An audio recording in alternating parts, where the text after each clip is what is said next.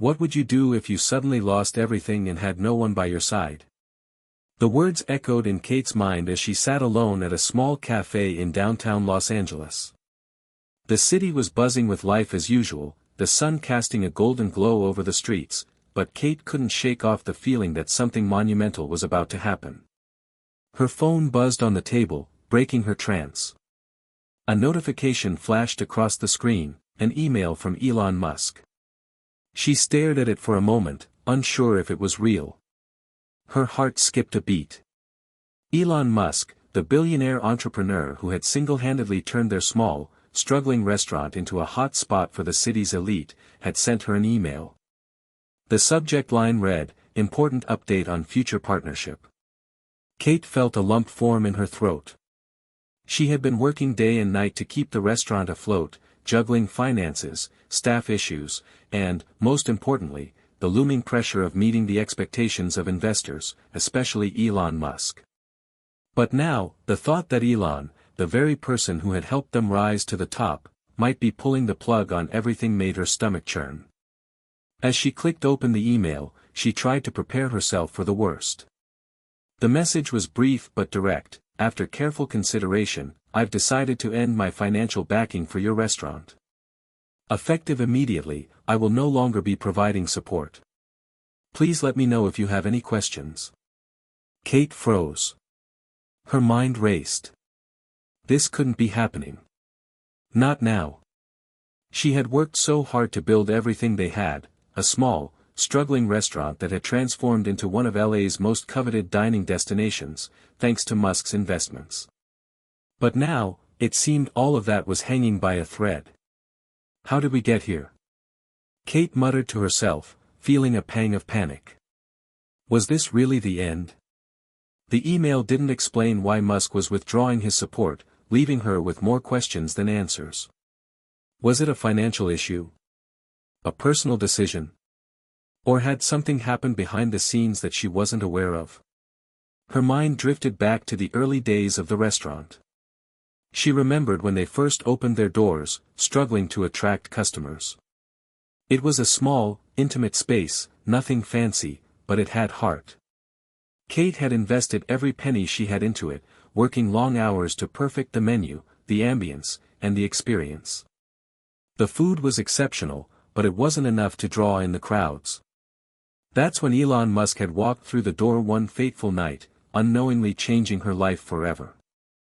At the time, he had been in town for a business meeting and stumbled across the restaurant on a late-night craving. He sat at the bar, ordered a simple dish, and when Kate came over to check on him, they struck up a conversation. The chemistry between them was instant. They talked about everything, life, dreams, and, of course, business. Elon saw the potential in the restaurant. He offered to invest and help turn it into something bigger. And just like that, their world changed. But now, it felt like everything was falling apart. Kate had come to rely on Elon not just as an investor, but as a mentor, someone who believed in her vision. Now, it seemed like all of that support was gone. She couldn't help but wonder, had she failed him? Had the restaurant not lived up to his expectations? Her phone buzzed again. This time, it was a call. It was Sam, the restaurant's head chef, calling her. "Kate, you see the email from Musk?" Sam's voice was tense, a mix of confusion and worry. "What does this mean for us? Are we really shutting down?" "I don't know, Sam," Kate replied, trying to keep her voice steady. "I need to figure this out. This doesn't make sense." She stood up from the table, her legs feeling weak beneath her. She needed to speak to someone. She needed answers. Walking out onto the bustling streets of LA, Kate's mind raced. The air felt cooler than usual, and the sound of honking cars and chattering pedestrians seemed distant.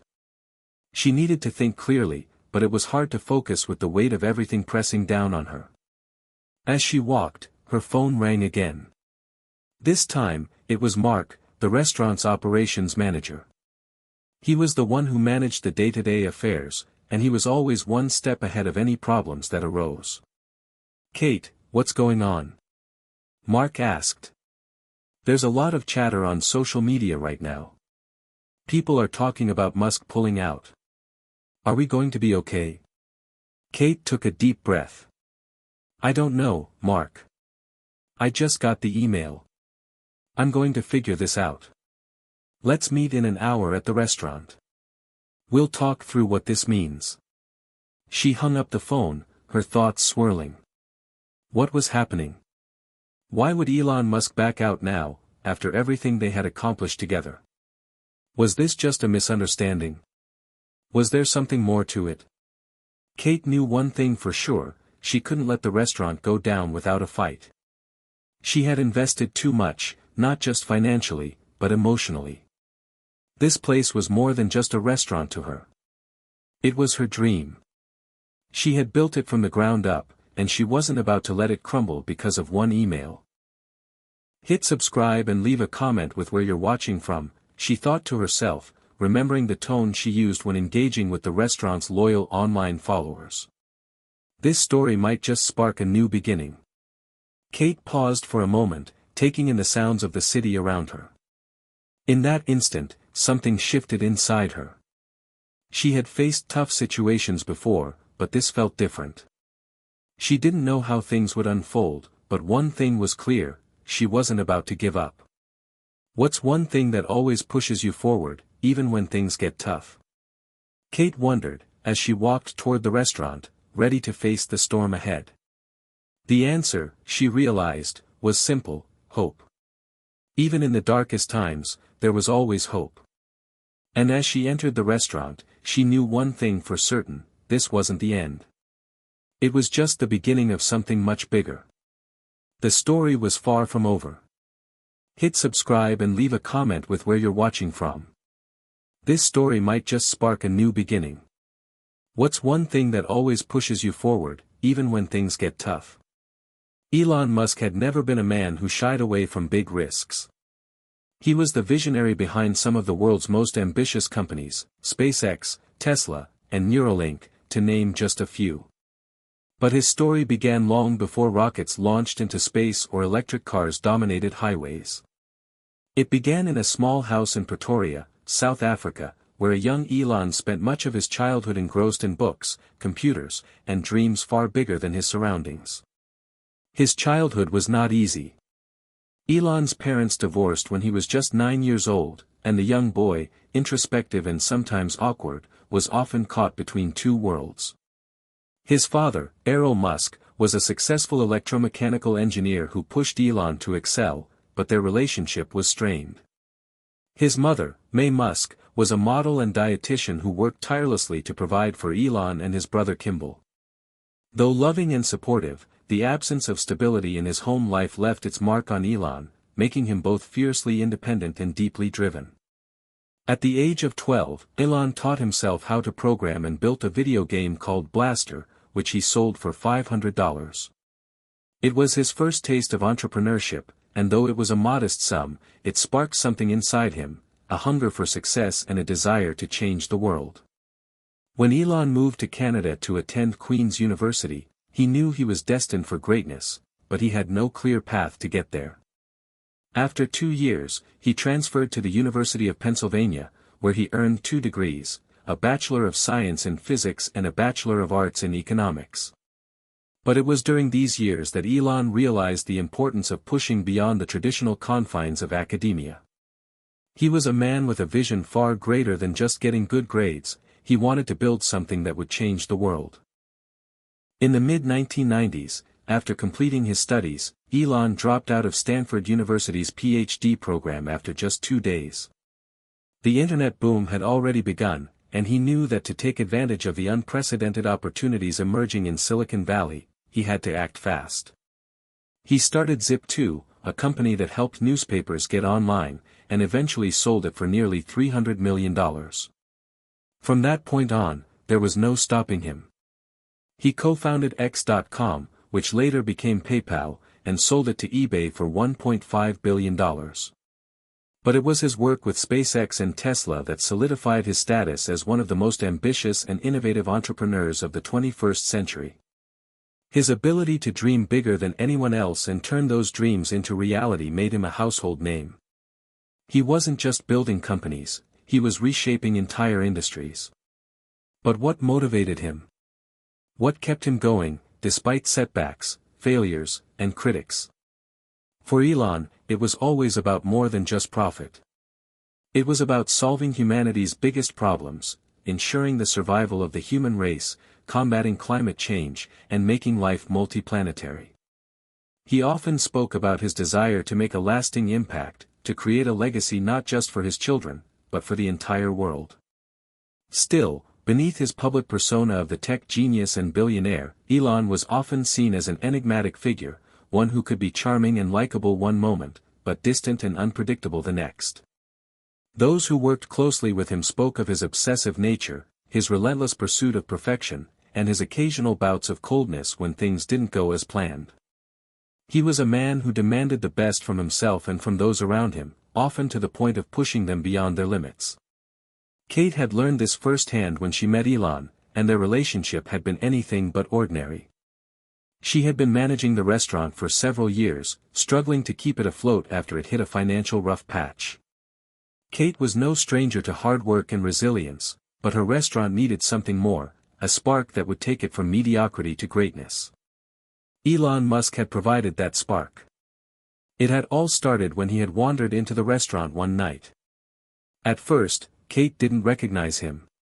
He had a low-key demeanor, sitting at the bar with just a few other patrons, not drawing attention to himself. He ordered a simple dish, the roasted salmon, and when Kate approached him to ask how everything was, they struck up a conversation. At first, it was casual, a discussion about food, taste, and the overall vibe of the restaurant. But Kate, ever the optimist, had been eager to know what he thought of the place. Elon had listened patiently, then offered his own thoughts. This place has potential. A few adjustments here and there, and it could be something special. Kate had been taken aback. Elon Musk, one of the most influential tech figures of the modern era, was talking to her, a humble restaurant owner, about the potential of her business. She had never imagined it. But in that moment, she felt something shift inside her. Elon's words gave her hope, and soon, he began visiting regularly. As their conversations deepened, Elon offered his help. He had experience turning struggling companies into gold mines, and he could see that Kate had a strong vision, but the restaurant lacked the resources to grow beyond its small, local clientele. Over the course of a few months, Elon's involvement went from passive interest to active engagement. He helped inject much-needed capital into the business, revamped the marketing strategy, and gave Kate the space to innovate. The results were almost immediate. The restaurant's profile skyrocketed. People who had once walked by without a second glance now made reservations weeks in advance. Word spread, and soon, the media began to take notice. They weren't just serving food, they were offering an experience, and it was one that captured the attention of LA's elite. But even with all of Elon's financial and professional support, Kate had come to realize that there was more to their relationship than just business.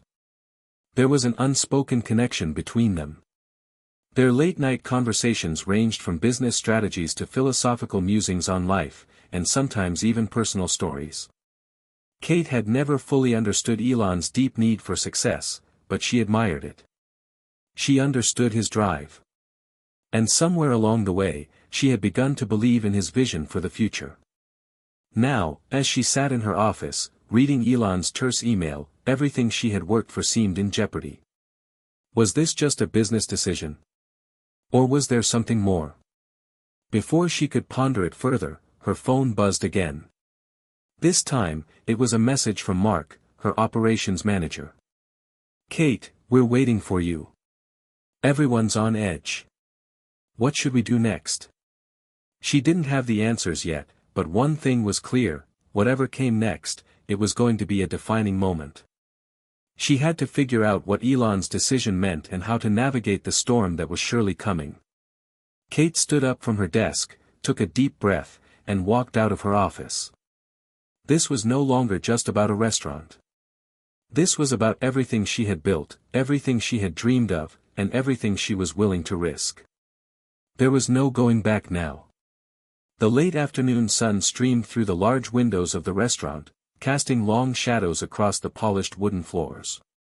Inside, the bustling noise of the kitchen, clinking silverware, and the murmur of diners was a far cry from the silence that Kate now felt in her own mind. As she walked toward the back office where her team was gathered, she could already sense the growing tension. Word had spread quickly about the email from Elon Musk, and everyone was on edge. Mark, the operations manager, looked up from his phone as Kate entered. His face was a mixture of concern and confusion. He had been with the restaurant since its early days and had helped Kate keep things afloat through some rough patches. But this, Elon Musk pulling out, was a whole new level of pressure. "Kate," he said quietly, his voice heavy with uncertainty.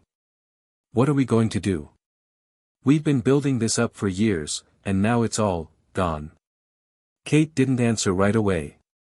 Instead, she walked to the front of the office and sat behind her desk, her hands pressing into the cold wood.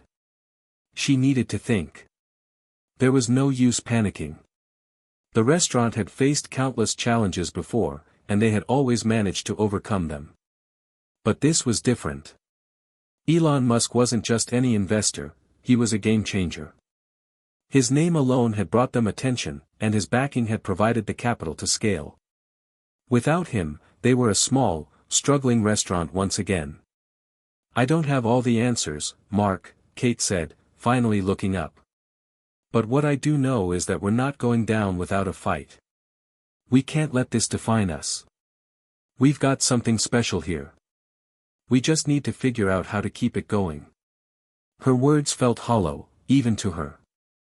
She had been hoping for something more concrete to say, some kind of assurance that they could weather this storm. But the truth was, the uncertainty was suffocating.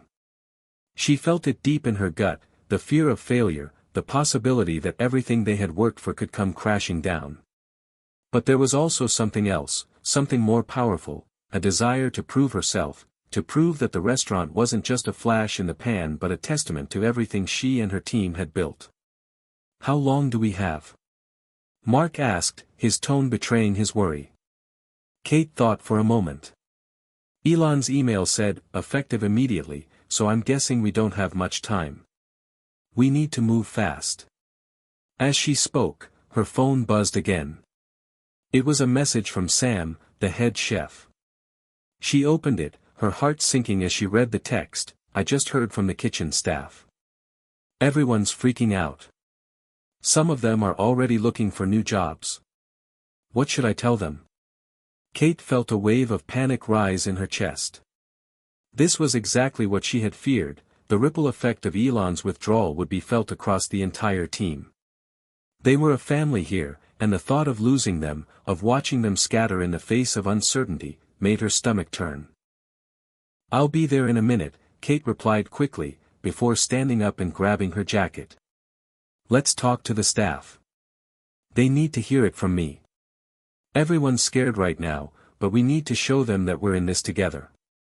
As she walked through the kitchen, the staff exchanged wary glances. Sam, tall and broad-shouldered, was standing at the pass, plating a dish. He looked up as Kate approached, his expression unreadable. "We're with you, Kate," Sam said, his voice low but firm. "But this is big. It's hard to ignore." Elon's name carried weight. "We need to figure out what's next, or this place could go under." "I know," Kate replied, her voice barely a whisper. "But right now, all we can do is stick together. If we lose our faith in this place, it's over. I know things seem bleak, but we can still pull this off. We've got loyal customers, a strong reputation, and, most importantly, a team that believes in this vision." The rest of the kitchen staff gathered around, waiting for her to say something, anything that would reassure them. Kate swallowed hard, gathering the words she knew they needed to hear. "I know this is tough," she began, her voice shaking slightly. "But I'm not giving up on this restaurant. We've all worked too hard for it. We've had ups and downs before, and we've always come through stronger. This isn't the end. It's just another challenge we have to face. We're going to figure this out, together. The room was quiet for a moment, and then, slowly, one by one, the staff members nodded. Sam gave her a reassuring smile, and the others murmured their agreement. It wasn't much, but it was enough for Kate to feel like she wasn't entirely alone in this. "All right," Sam said, breaking the silence. "What's the plan? How do we move forward?" Kate felt a small sense of relief wash over her. At least now, they were united. She had a team that believed in her, even if the situation seemed impossible. But she knew that wasn't enough. The next step was crucial. They needed a plan, and they needed it fast. "We need to figure out how to stay open, how to keep the doors open long enough to find another investor or partner," Kate said, pacing the room. "We're going to rely on what we have, the loyal customers, the media attention, the food, and the experience. We're going to make this place something people can't ignore. But we also need to have a backup plan in place in case it all falls apart." She paused, thinking hard. "I'll reach out to a few people I know in the industry, see if anyone's willing to step in. I'm going to make some calls, see what we can do. In the meantime, I need you all to stay focused. We can't let the quality slip. We have to keep delivering the best food and service possible." Mark stepped forward. "I'll start working on the financials, see where we stand, and figure out where we can cut costs without losing the quality we're known for." Sam nodded. "We'll keep the kitchen running smoothly. I'll talk to the front of house, make sure everyone's on the same page." Kate felt the weight of the situation, but for the first time since reading Elon's email, she felt like they had a chance. She had her team. And together, they would do whatever it took to keep this restaurant alive. "I'm not going to let this place go under," Kate said, her voice steady now. "We've come too far. We've built something incredible here, and I'll be damned if we let it slip away. Let's do this." The team nodded, their expressions hardening with determination. As they scattered to their respective duties, Kate couldn't shake the feeling that things were about to get even more complicated.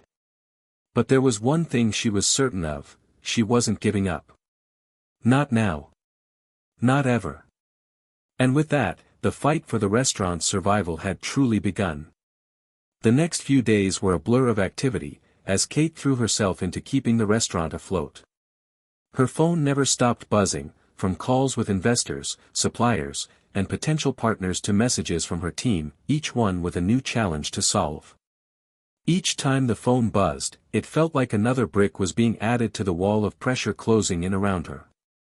She knew the clock was ticking. If they couldn't secure new funding or support soon, the restaurant would have no choice but to close its doors. The staff were working overtime, with the kitchen operating at full capacity during lunch and dinner shifts, while the front-of-house team was scrambling to manage the increased demand. Loyal customers flooded the restaurant, keen to support the place that had become a staple in the city. Kate appreciated the outpouring of support from her regulars, but deep down, she knew that it wasn't enough to save them. People could come for the nostalgia, for the memories they had created in the warm, rustic atmosphere. But nostalgia wasn't going to pay the bills or keep the lights on. Elon's email had been like a shot to the gut, leaving Kate stunned and unsure of how to proceed. He had been her guiding star, the investor who had believed in the restaurant's potential even when it seemed like just another small business struggling to get by. But now, he was gone. The promise of financial stability he had once offered seemed like a distant memory. He had made it clear that the restaurant, as it stood, no longer met his vision. And as much as she hated to admit it, Kate understood why. She had known from the start that turning her dream into a reality would require more than just good food, it would require constant reinvention. In the midst of all this chaos, a new voice entered the picture, one that Kate hadn't expected. It was the morning after another long night of strategizing, and she was sitting at the bar, absently wiping down a glass while lost in thought. The restaurant was quieter than usual, with only a handful of early customers sipping their coffee. Just as she was about to retreat to her office for another round of phone calls, the door swung open, and a familiar face stepped inside. "Hey, Kate," Mark said, approaching her cautiously. "We need to talk." Kate looked up, her brow furrowing as she saw the serious expression on Mark's face. She had grown used to his usual easygoing demeanor, and his tone now only served to heighten the tension she had been feeling for days. "About what?" she asked, her voice tinged with exhaustion. Mark hesitated for a moment, then handed her a business card. "I think you should talk to this guy." Kate took the card, her eyes scanning it quickly. The name on the front was unfamiliar to her, Jackson Voss. Underneath, it read, "Private Investor. Looking for new opportunities in the culinary world." "Who is he?" Kate asked, her suspicion growing. She had been contacted by dozens of investors over the past few days, all of them looking to capitalize on the restaurant situation, but none of them felt right. Mark leaned in, lowering his voice. "I met him at a dinner last week. He's got some serious connections in the industry. And he's interested in taking a look at what we're doing here." Kate's heart skipped a beat. This could be the lifeline they needed, but the idea of bringing in a new investor, someone she didn't know, was a double-edged sword. She didn't want to repeat the mistakes of the past, putting all her trust in one person and losing control of her own vision. "I'll think about it," she said, her voice cautious. "But I'm not making any decisions without more information. We can't afford to make another wrong move." Mark nodded. "I get it. But I think it's worth talking to him. He's been in the business for a long time, and he's got the kind of resources we need to scale." Kate wasn't convinced. She had learned over the years that the restaurant industry was full of opportunists, people who promised the world and then vanished when things didn't go their way. But for the first time since Elon's withdrawal, she felt a flicker of hope. "I'll set up a meeting with him," Kate said, slipping the card into her pocket. "But I'm not making any promises. We'll have to see if he's the right fit." As she turned to walk toward her office, her phone buzzed again. This time, it was a message from her accountant. Her stomach tightened as she read it. "Kate, the restaurant's cash flow is tightening. We have enough to cover payroll for another 2 weeks, but after that, we're in trouble." The weight of the message hit her like a punch in the gut. 2 weeks. That was all they had. She knew that they couldn't afford to wait much longer to secure funding. She couldn't bear the thought of shutting down the restaurant, especially after everything they had worked for. The sacrifices, the sleepless nights, the moments of joy and pride when customers raved about the food, Kate wasn't ready to let it all slip away. Determined, she stood up from the bar and walked toward the back office. The meeting with Jackson Voss would have to happen soon. But there was no time to waste. She needed to figure out a plan for the next steps, not just for securing funding, but for ensuring the survival of the restaurant in the long term. As Kate settled into her office chair, she couldn't help but think back to the early days of the restaurant, when it was just her, a small team, and a dream of creating something special. Those were the days when every small victory felt like a giant leap forward. But now, everything felt like a battle for survival. Her phone buzzed again. This time, it was a reminder for her upcoming meeting with Jackson Voss. She took a deep breath and stood up, the weight of everything pressing down on her shoulders. But no matter how hard it got, she couldn't afford to give up. Not now. Not when they were so close to making it. She grabbed her jacket and walked out of the office, determined to find a way out of this mess, even if it meant making tough decisions along the way. The clock was ticking, and there was no turning back now. Kate sat across from Jackson Voss in the quiet, upscale coffee shop just a few blocks from the restaurant. The place smelled of freshly brewed coffee and the subtle scent of baked goods, but Kate couldn't fully appreciate the surroundings. Her mind was racing, her thoughts bouncing from one potential solution to another. The meeting with Jackson could change everything, or it could be another dead end. Jackson was a tall man, dressed sharply in a tailored suit that looked both professional and effortless. His dark hair was neatly combed, and his eyes, a deep shade of brown, seemed to assess everything around him with a quiet intensity. He wasn't the typical investor Kate had imagined would walk through the restaurant's doors. He didn't have the flashy charisma or the public persona like Elon Musk, but there was something about him that intrigued her. Something in his demeanor that suggested he was here for more than just a profitable investment. "Kate," Jackson said, offering a firm handshake as they sat down. "Thanks for meeting with me today." "No problem," Kate replied, trying to keep her voice steady. "I'm just trying to figure out what's next for us. We've been in a tough spot since Elon, well, since we lost his support." Jackson nodded thoughtfully. "I know. I've heard about the situation. But from what I've seen, this restaurant has potential. Serious potential." Kate couldn't help but raise an eyebrow. "Really?" "Because right now, I'm just trying to keep the doors open." Jackson smiled, his expression softening for the first time. "That's exactly why I'm here. I like the kind of challenge you're dealing with. This restaurant isn't just a business, it's a story.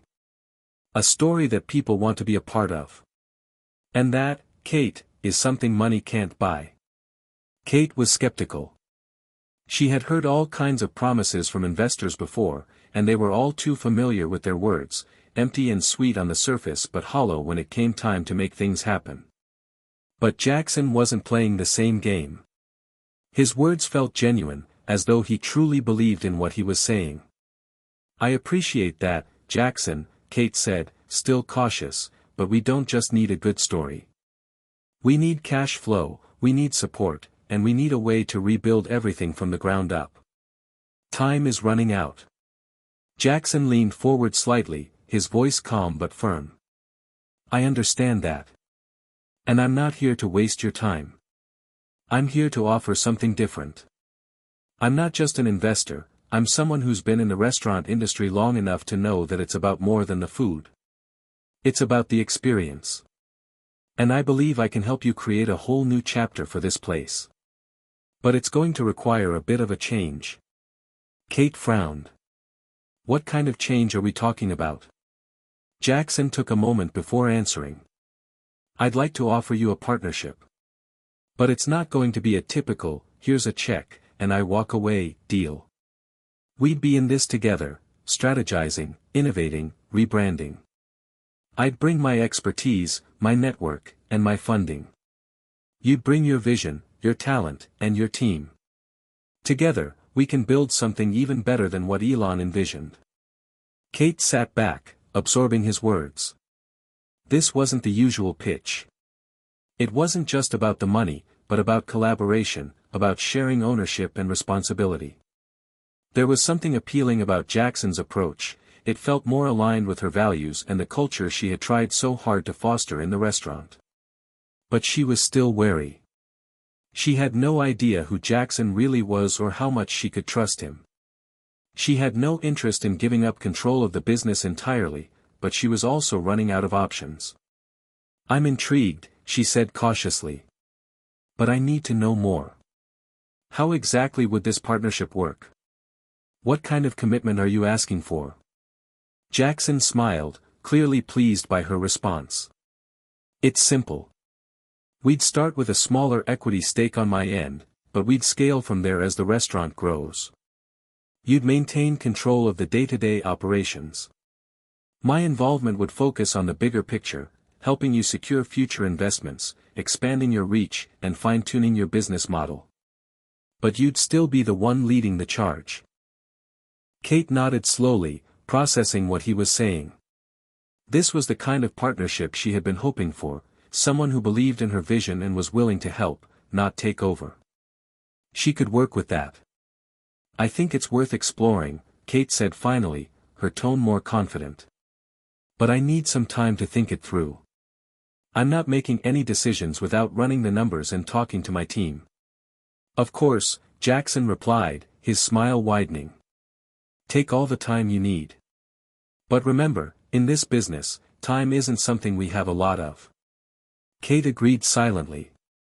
The clock was still ticking, and she knew that every day without a solid plan in place was another day closer to the restaurant's demise.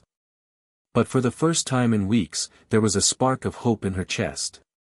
This could be the breakthrough they needed. As the meeting wrapped up, Kate stood up, extending her hand to Jackson. "Thanks for your time, Jackson.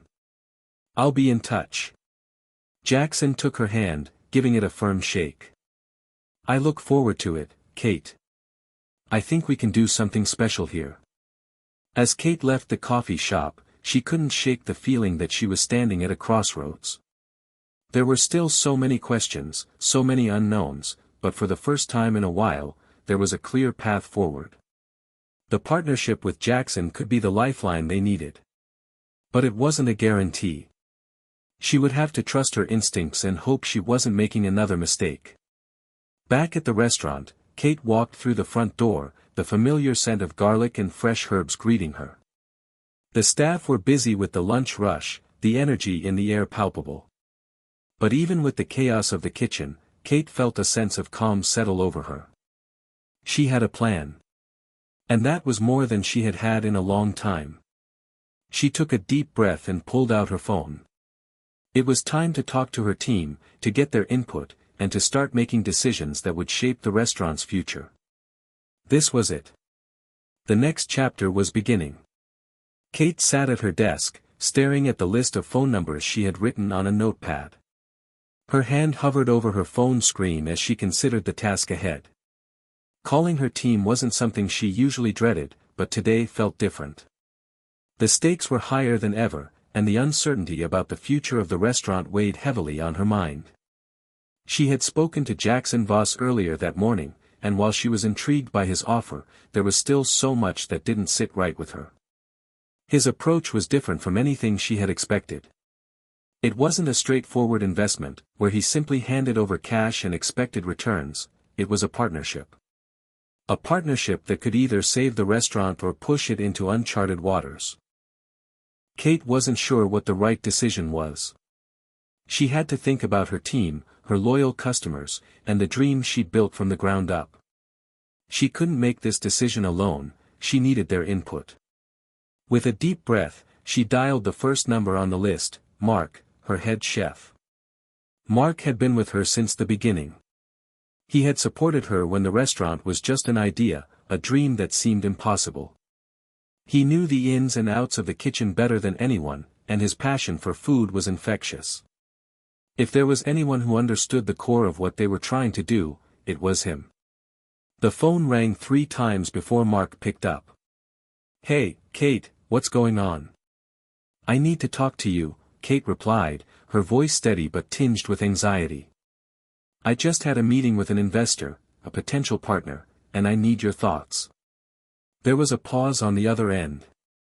Mark had always been a no-nonsense kind of guy, and Kate knew he didn't mince words. "What kind of partner?" he asked, his tone serious. Kate leaned back in her chair and took a deep breath before explaining Jackson's offer. She laid out the details, the financial support, the expertise Jackson could bring, and his vision for the future of the restaurant. She made sure to emphasize that it wasn't just a simple transaction, it was a partnership, one that could reshape everything. Mark listened intently, asking a few pointed questions along the way. "So, you'd still be in charge of the day-to-day, but you'd have someone helping with the bigger stuff?" he asked when Kate finished. "That's the idea," she replied. "He'd bring in resources, connections, and help us scale. But it would still be my restaurant, our restaurant." There was a brief silence before Mark spoke again. "It sounds like it could be the lifeline we need. But you're right to be cautious. We've had investors come and go, and you've always made the decisions. This time, though, it's different. We'd be handing some of that control over to someone else." Kate's heart tightened at the thought. She had always prided herself on running the restaurant her way, her vision, her rules. But the truth was, she couldn't keep doing it alone. She had to consider the future, and that future might require a little help from someone outside her circle. "I know," Kate said, rubbing her temples. "I'm just not sure if it's the right move. I don't want to lose what we've built." Mark's voice softened. "I get it. But at the end of the day, what's best for the restaurant? If you think this guy can help us take it to the next level, then we have to at least give it a shot. We can't keep running on fumes forever." Kate nodded, feeling a wave of relief wash over her. She had expected Mark to be more cautious, but his support made her feel like she wasn't alone in this decision. The team had always been a family to her, and their collective belief in the restaurant was what had kept them going through the tough times. "Thanks, Mark," Kate said, her voice thick with gratitude. "I appreciate your honesty. I'll call the others and see what they think. I'll let you know what we decide." "I'm with you," Mark replied firmly. "Let me know if you need anything." After hanging up, Kate felt a little lighter. Mark had given her the validation she needed, but there were still more conversations to have. Next, she called Sarah, the restaurant's front-of-house manager, and explained Jackson's offer to her in detail. Sarah had been with Kate for just over a year, but in that time, she had proven herself to be a strong, reliable part of the team. Her perspective on the matter was just as crucial as Mark's. "Wow," Sarah said, her voice reflecting the same uncertainty Kate had felt. "It's a big decision. But I think if we do this right, it could work out. We've been stuck in a rut for a while, and this could be the push we need." Sarah had a point. The restaurant had plateaued. Despite the loyal customers and the solid team, they weren't growing at the pace they had hoped. The industry was evolving, and they needed to adapt if they wanted to remain competitive. Kate's final call was to Tom, the restaurant's operations manager. Tom was detail-oriented, practical, and always looked at the numbers. He was the one who would have the clearest view of the business side of things, and his opinion was vital. "Kate, I've been thinking a lot about the situation," Tom said after Kate explained Jackson's offer. "We're stretched thin, and the numbers don't lie. If we don't secure funding soon, we'll have to close the doors. Jackson seems like a good option, especially if he's bringing connections and expertise. But you're right to be cautious. If we don't feel comfortable with him, it's not worth it." Kate nodded, absorbing Tom's words. He was right. If they didn't feel comfortable with the terms of the deal or with Jackson as a partner, it wasn't worth it. They couldn't afford to make another mistake. "I'm going to meet with him again," Kate said. "I think I'm leaning towards moving forward with it, but I need to hear more from him. I'll make sure we're all on the same page before I make any decisions." "Sounds good," Tom replied. "Let me know what you decide." After the final call ended, Kate felt a sense of clarity wash over her. Her team was on board, and they all seemed to agree, this partnership was the best shot they had at survival. She still had reservations, of course. Jackson Voss was a stranger, and no matter how genuine he seemed, there was always the risk that things wouldn't turn out the way they hoped. But one thing was clear, they couldn't keep doing what they were doing. Something had to change. With her team's support, Kate made up her mind. It was time to take the leap. She stood up from her desk, feeling the weight of the decision on her shoulders but also a spark of hope. She wasn't in this alone, and with Jackson's help, they could write a new chapter for the restaurant. Her phone buzzed again. This time, it was a reminder for her meeting with Jackson later that afternoon. It was time to make it official. Kate arrived at the sleek office building that housed Jackson Voss's firm with a mixture of anticipation and unease. The sleek, glass-walled skyscraper was a far cry from the cozy, rustic charm of her restaurant, but it symbolized the change that was fast approaching. This was the moment she'd been preparing for, the moment when she would decide whether or not to go through with Jackson's offer. She checked her phone again. The team's support had solidified her resolve, but the final call was hers alone. There would be no turning back once she agreed to move forward. With a deep breath, she stepped out of her car and made her way into the building, her heels clicking against the polished marble floor. Jackson's office was exactly what she expected, modern, minimalist, and exuding an air of quiet power. The walls were lined with abstract art, and the furniture was sleek and sharp. Jackson stood up as she entered, greeting her with a warm smile and a handshake. "Kate," he said, his voice calm and confident. "Good to see you again. I'm glad we could meet in person." "Thanks for taking the time," Kate replied, her voice steady despite the nerves fluttering in her stomach. I've been talking with my team, and I think we're ready to move forward. But before we make anything official, I need to understand more about what this partnership would look like, what I'm agreeing to. Of course, Jackson said, gesturing for her to sit down across from him. I wouldn't expect you to jump into something without full understanding. This is an important decision, and I respect that. They sat, and Jackson began to walk Kate through the details of the partnership. He explained that the terms would be flexible, designed to meet the needs of both parties. He would provide an initial investment to cover the immediate financial struggles, and his team would work alongside Kate and her staff to improve the operations, marketing, and brand identity. The goal was to elevate the restaurant into something even bigger, tapping into new markets and broadening its appeal. Kate listened carefully, her mind working as she absorbed every detail. There were no guarantees, but Jackson's approach seemed thoughtful and measured. He wasn't just throwing money at the problem, he was offering expertise and a partnership that could help the restaurant grow in ways it hadn't even imagined. Let's talk about control, Kate said, cutting through the technicalities. I've been running this place for years, and I want to make sure I'm not handing over the reins entirely.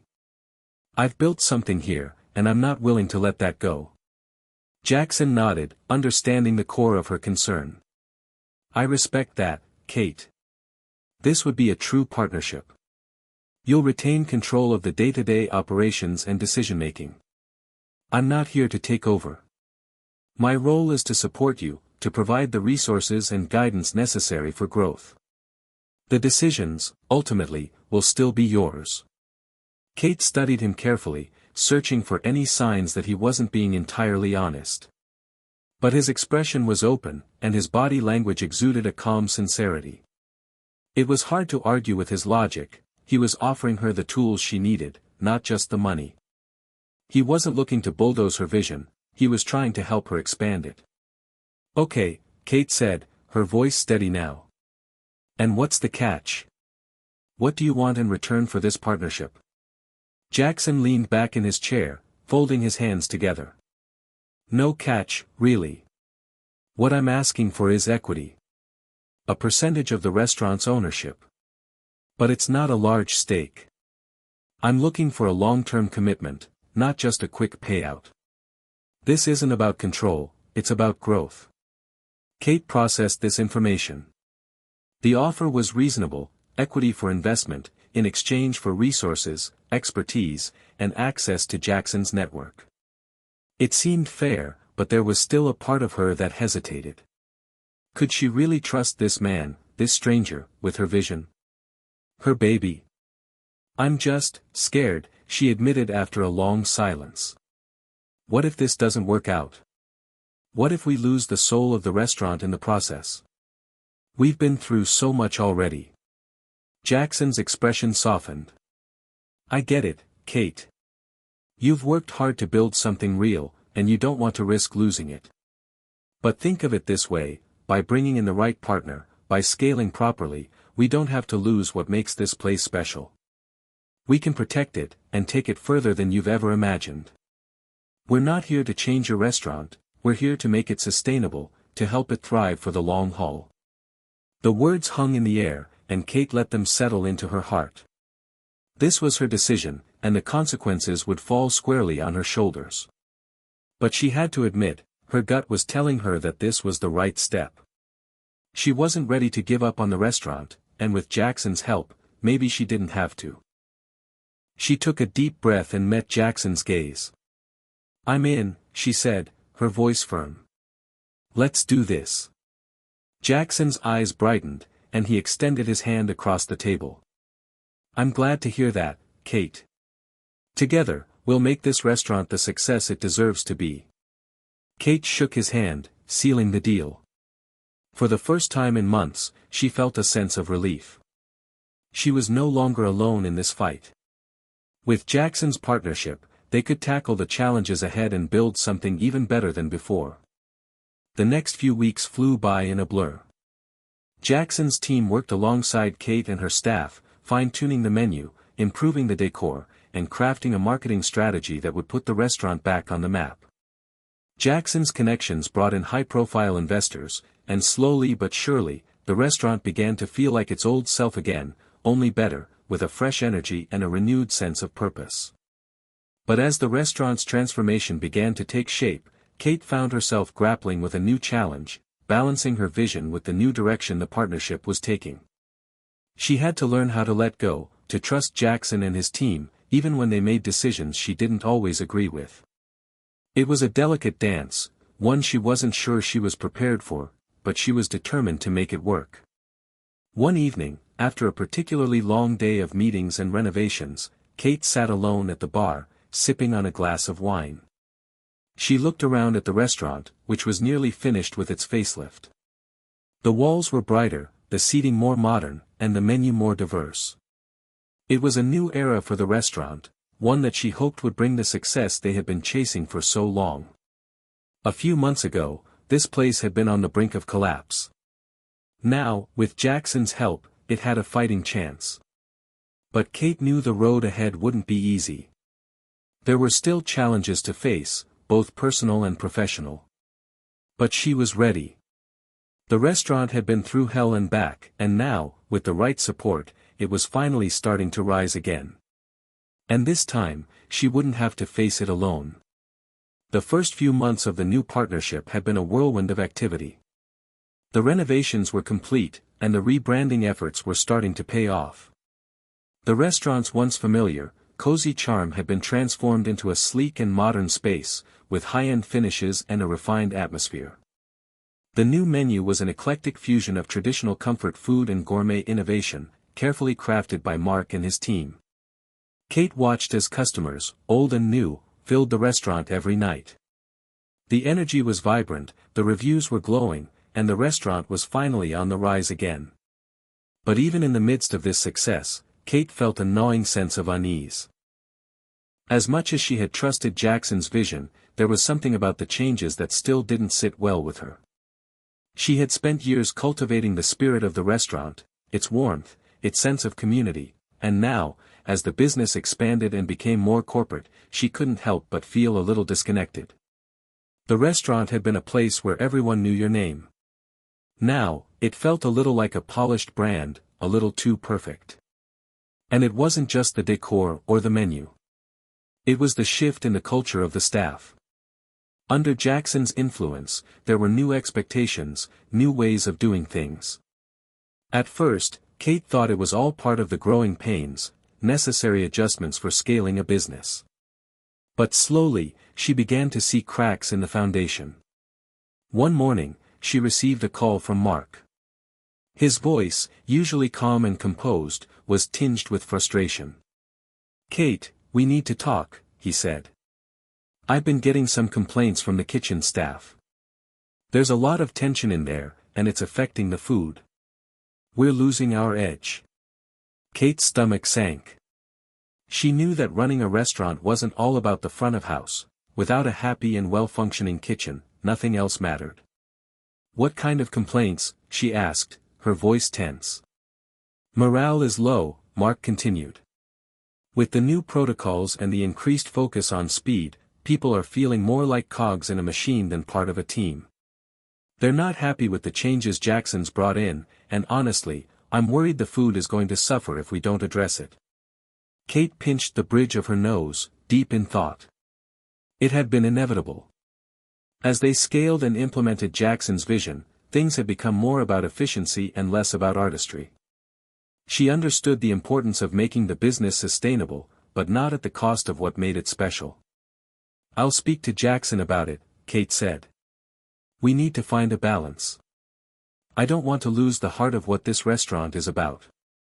Let me talk to him and see if we can work something out." After hanging up, Kate sat at her desk, the weight of the situation pressing down on her. The last thing she wanted was to alienate her team, especially Mark. He had been her partner in this journey from the very beginning. The restaurant was as much his as it was hers.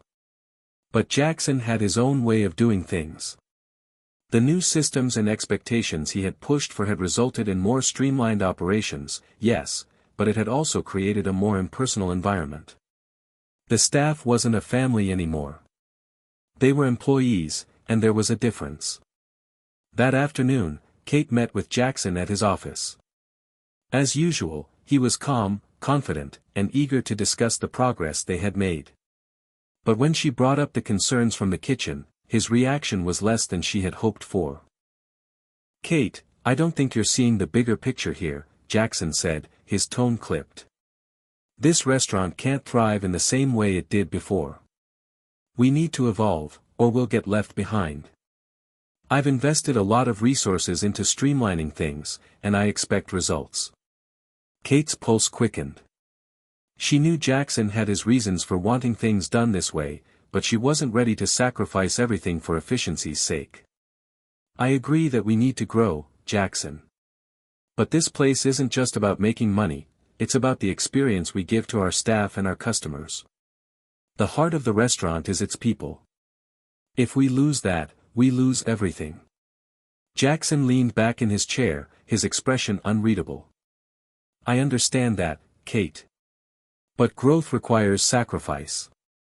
If you want this place to be successful on a larger scale, we can't afford to coddle every single employee's feelings. We're in the business of serving food, not holding hands." The word stung, but Kate held her ground. "I'm not saying we should coddle anyone. But we can't forget why we started this restaurant in the first place. We built something unique, something that wasn't just about profits, it was about community. We can't lose that in the pursuit of growth." For a moment, there was silence between them. Kate wasn't sure if Jackson truly understood her point, or if he simply didn't care. Finally, he spoke. "I'm not asking you to abandon the heart of your restaurant, Kate. I'm just asking you to see that the world is changing. And if you want to survive, you need to change with it. We need to be more than just a local gem, we need to be a brand that people recognize. A brand that stands for quality and efficiency." Kate's heart twisted in her chest. She knew he was right in some ways.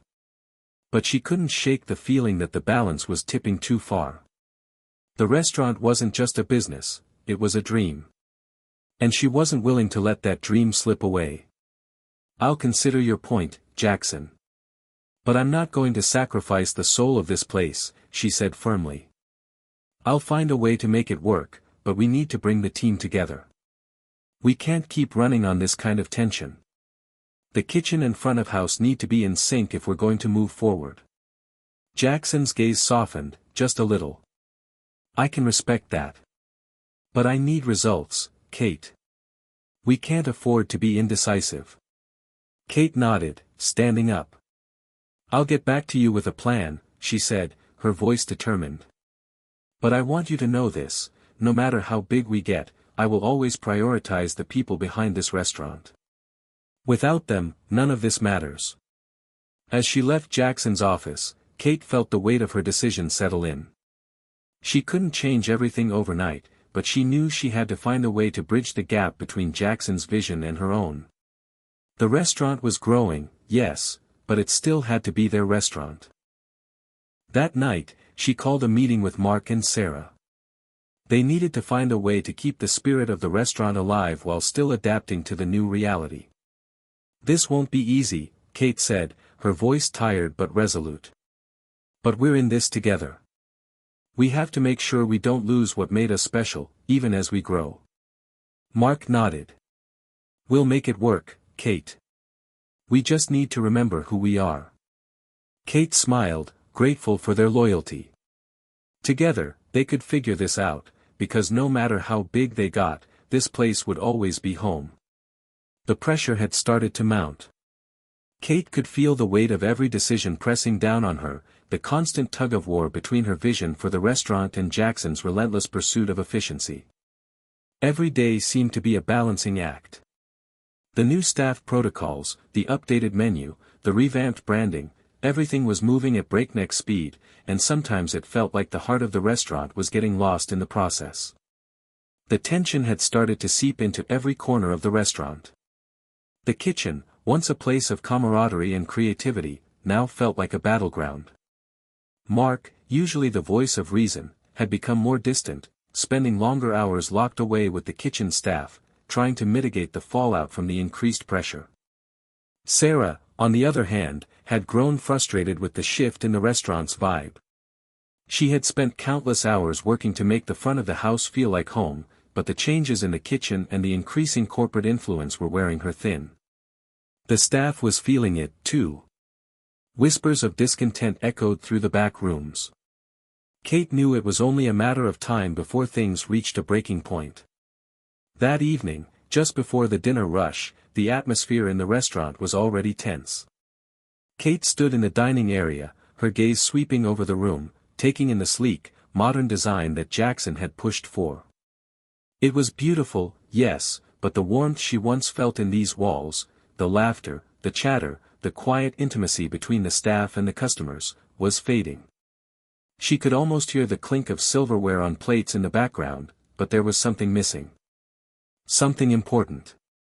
Mark walked in, wiping his hands on a towel, his face lined with exhaustion. "Kate," he said quietly, almost like he was afraid to speak too loudly. "We need to talk." Kate felt a knot tighten in her stomach. "Is it the kitchen?" Mark nodded. "Yeah. It's bad. I can't keep putting out fires like this. The staff's morale is at an all-time low. They're starting to leave, good people. I don't know how much longer we can keep this up." Kate's heart dropped. The thought of losing her team, the people who had been with her through thick and thin, was unbearable. She knew the restaurant had changed, but she hadn't realized how deeply it had affected them. "I'm meeting with Jackson later tonight," she said, trying to keep her voice steady. "I'll make him understand. We can't keep going down this path." Mark's eyes flickered with frustration, but also a hint of fear. "Kate, it's not just about Jackson. This place, it's not the same anymore. I'm not saying he's wrong about growth and efficiency, but it's turning into a corporate machine. We're losing the soul of the restaurant. We're losing what made it ours." Kate wanted to argue, to fight back against the sinking feeling in her chest. But Mark was right. She'd felt it too, the slow erosion of the essence of the restaurant. What had started as a dream, a small, intimate bistro that brought people together, was now becoming something unrecognizable. And no matter how hard she tried to hold on to the original vision, it felt like the restaurant was slipping through her fingers. The sound of the front door opening broke her thoughts, and Sarah walked in, her face pale, her eyes tired. "Kate," she said, her voice strained. "We need to talk, too." Kate looked at her, sensing the weight behind her words. "What's going on?" Sarah glanced around, making sure no one was listening. "It's bad, Kate. The servers, the bartenders, they're all on edge. The new policies, the faster pace, it's killing their energy. I've heard rumors about a few people planning to quit. And honestly, I don't know how much more I can take either." Kate felt her chest tighten. The pressure was building on every front, and she didn't know how much longer she could hold it together. She couldn't afford to lose Sarah, not after everything they had been through. But how could she fix it without pushing Jackson away? Jackson, who had the power and resources to save the restaurant, but at what cost? "I'll talk to Jackson tonight," Kate said again, this time with more conviction. "We need to find a solution. We can't keep going like this." Mark and Sarah exchanged a glance, both of them clearly unconvinced. "You know, Kate," Mark said softly, "this isn't just about Jackson. It's about us too. About remembering who we are and what we stand for. We've lost sight of that in all the changes." Kate nodded, her throat tight. She had been so focused on fixing the restaurant, on getting it back on track, that she hadn't stopped to think about the people who had always been there. Her staff. Her family. "I won't let it slip away," Kate said, her voice fierce with determination. "We started this together, and we're going to finish it together." But as the dinner rush began, Kate couldn't shake the feeling that it might already be too late. The restaurant was packed, the sounds of conversation filling the air as waiters rushed between tables and the kitchen hummed with activity. Despite the busyness, Kate could feel the undercurrent of tension that had seeped into every corner of the place. It was like the calm before the storm. Just as the last table was being cleared and the staff began to wind down, Kate received a text message from Jackson. He was waiting for her in the office, eager to discuss the next steps. She took a deep breath, steeling herself for the conversation ahead. This was it. The moment of truth. She walked into Jackson's office, her heart pounding in her chest. He stood up when she entered, offering her a brief smile. But Kate didn't return it. Instead, she sat down and got straight to the point. "We need to talk," she said, her voice steady but firm. "About the changes. About what's happening with the staff. The kitchen is falling apart, and morale is at an all-time low. We need to find a balance. This restaurant isn't just a business to me, it's a place that means something to the people who work here. And to the customers who keep coming back." Jackson raised an eyebrow. "Kate, I've told you before. We need to scale, we need to grow.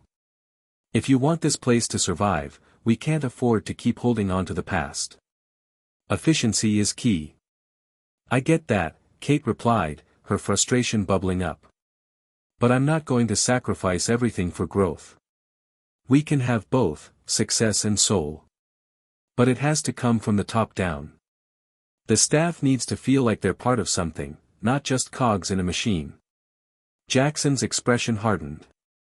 "You're asking for too much. We can't afford to coddle the staff. They're here to work, not to feel pampered. If they can't handle it, then they're not cut out for this business." The words hit Kate like a slap to the face. "I don't agree with you, Jackson. You've changed the environment here, and now people are quitting. This is our restaurant. I won't let it become just another corporate chain." Jackson stood, clearly agitated. "I didn't sign up for this emotional baggage, Kate. I'm here to make this restaurant a success, not to cater to every whim of the staff." Kate's heart raced. She was about to lose him, but she couldn't back down. "I won't let it go down that road, Jackson. I'll do whatever it takes, but not at the cost of the people who have helped build this place. If you can't understand that, then maybe we're not on the same page anymore." Silence hung between them. Then, finally, Jackson spoke, his voice cold. "We'll see. But understand this, Kate, if you can't make the tough choices, I will." Kate left his office that night, her heart heavy with doubt. She had fought hard to build the restaurant, and now, in the face of success, she was faced with an impossible choice. Would she compromise her values to save it, or risk everything to protect its soul? She didn't know the answer yet. But one thing was certain, things were about to change, for better or worse. The days following her heated conversation with Jackson felt like a blur. The tension that had simmered between them for weeks now felt like a ticking time bomb. Kate couldn't stop thinking about their exchange, about the line Jackson had drawn in the sand, and about the truth she had finally faced. The question was no longer just about the restaurant's growth or success. It was about who she was, what she stood for, and whether she was willing to fight for the soul of this place at any cost. The cracks in their partnership had been forming for some time, but it was only now, as the pressure reached its peak, that they had become undeniable. Kate had always prided herself on being someone who put the team first, someone who valued the people who worked alongside her. But Jackson was different. His focus was always on the bigger picture, the brand, the numbers. Kate wasn't sure if that was something she could accept anymore. The restaurant was still busy, still packed with customers every night. There was still a buzz of excitement in the air. But every time Kate stepped through the front door, she could feel the weight of the changes. The staff was growing more and more disillusioned. And even though the business was technically thriving, she couldn't shake the feeling that something essential was being lost. The joy. The heart. The passion. All of it was slipping away. She had tried to talk to Jackson. Tried to explain how important it was to keep the human element of the restaurant intact. But each time, he dismissed her concerns. "Kate, we're moving forward, and that's the way it's going to be." His words echoed in her mind. Tonight, Kate made a decision. She wasn't going to let the restaurant turn into something it wasn't. She wouldn't allow Jackson's vision to erase the things that had made this place special, the relationships, the memories, the sense of family that had been built over the years. She was going to talk to him one last time. Mark and Sarah were already at the restaurant when Kate arrived for the evening shift. The air felt thick with unspoken tension, but Kate knew she had to be strong, for herself and for them. She'd already heard whispers among the staff about the rising discontent, and she could see the strain in Mark's eyes as he adjusted to the new expectations. "You okay?" Sarah asked softly as Kate walked into the kitchen. Kate forced a smile. "Yeah. Just thinking. I've made a decision." Mark looked up from the stove, sensing the gravity of her words. "What decision?" Kate met both their eyes, the weight of her choice settling in. "I'm going to talk to Jackson. I'm going to tell him that I can't keep going down this road. We can't lose everything we've built here. Not for efficiency. Not for growth. Not for anything." Sarah's face softened. "You're not backing down." "No," Kate said firmly. "I'm not. This restaurant is ours. It's more than just a business. It's a family. And if Jackson can't see that, then maybe it's time for him to go." Mark nodded slowly, a small smile tugging at the corner of his lips. "I'm with you. We all are." Kate's heart swelled with gratitude. She had always known that her team had her back, but hearing their unwavering support meant the world to her. Together, they had fought for this place, and together, they would make sure it stayed true to its roots. As the dinner rush began, Kate's mind remained focused on the conversation that lay ahead. She would have to make Jackson understand, no matter how difficult it might be. She couldn't compromise on what mattered most. The night passed quickly, the restaurant humming with the usual buzz. But for Kate, the hours felt like an eternity. She kept an eye on the staff, making sure they were coping with the pressure. Everyone was working harder than ever, but the spark in their eyes had dimmed. There was no joy in their movements anymore. No excitement. Just routine. When the last table was cleared, and the doors were locked for the night, Kate found Jackson waiting in her office. He looked as calm and collected as ever, his confident demeanor hiding any sign of the storm that was brewing inside her. She stood in the doorway for a moment, taking a deep breath. This was it. There was no turning back now. "Kate, I'm glad you came," Jackson said, his tone neutral, though his eyes were calculating. "I've been thinking about what you said. But I want to remind you, this isn't personal. This is business." Kate took a seat across from him, her hands folded tightly in her lap. She didn't respond immediately. Instead, she stared at him, letting the silence hang between them, giving herself a moment to steady her nerves. "I know this is business, Jackson," she said finally, her voice firm but measured. "But it's also personal. This restaurant is personal to me. And I'm not willing to sacrifice its soul for numbers, for efficiency, or for whatever vision you have for it." Jackson's eyes narrowed slightly. "Kate, you're not seeing the bigger picture. This place is growing. It's going to be a success on a much larger scale. You can't hold on to the past forever." "I'm not trying to hold on to the past, Jackson," Kate replied, her voice rising slightly. "But I'm not willing to let this place lose its heart either. This restaurant wasn't just a business to me. It was a dream. And if you can't see that, then I don't think we can work together anymore." For the first time in their conversation, Jackson's mask slipped, and Kate saw the flicker of frustration in his eyes. "So, what, you're going to walk away? After everything I've done to help you?" Kate shook her head, her jaw clenched. "I'm not walking away. I'm fighting for what matters. You've changed everything, Jackson.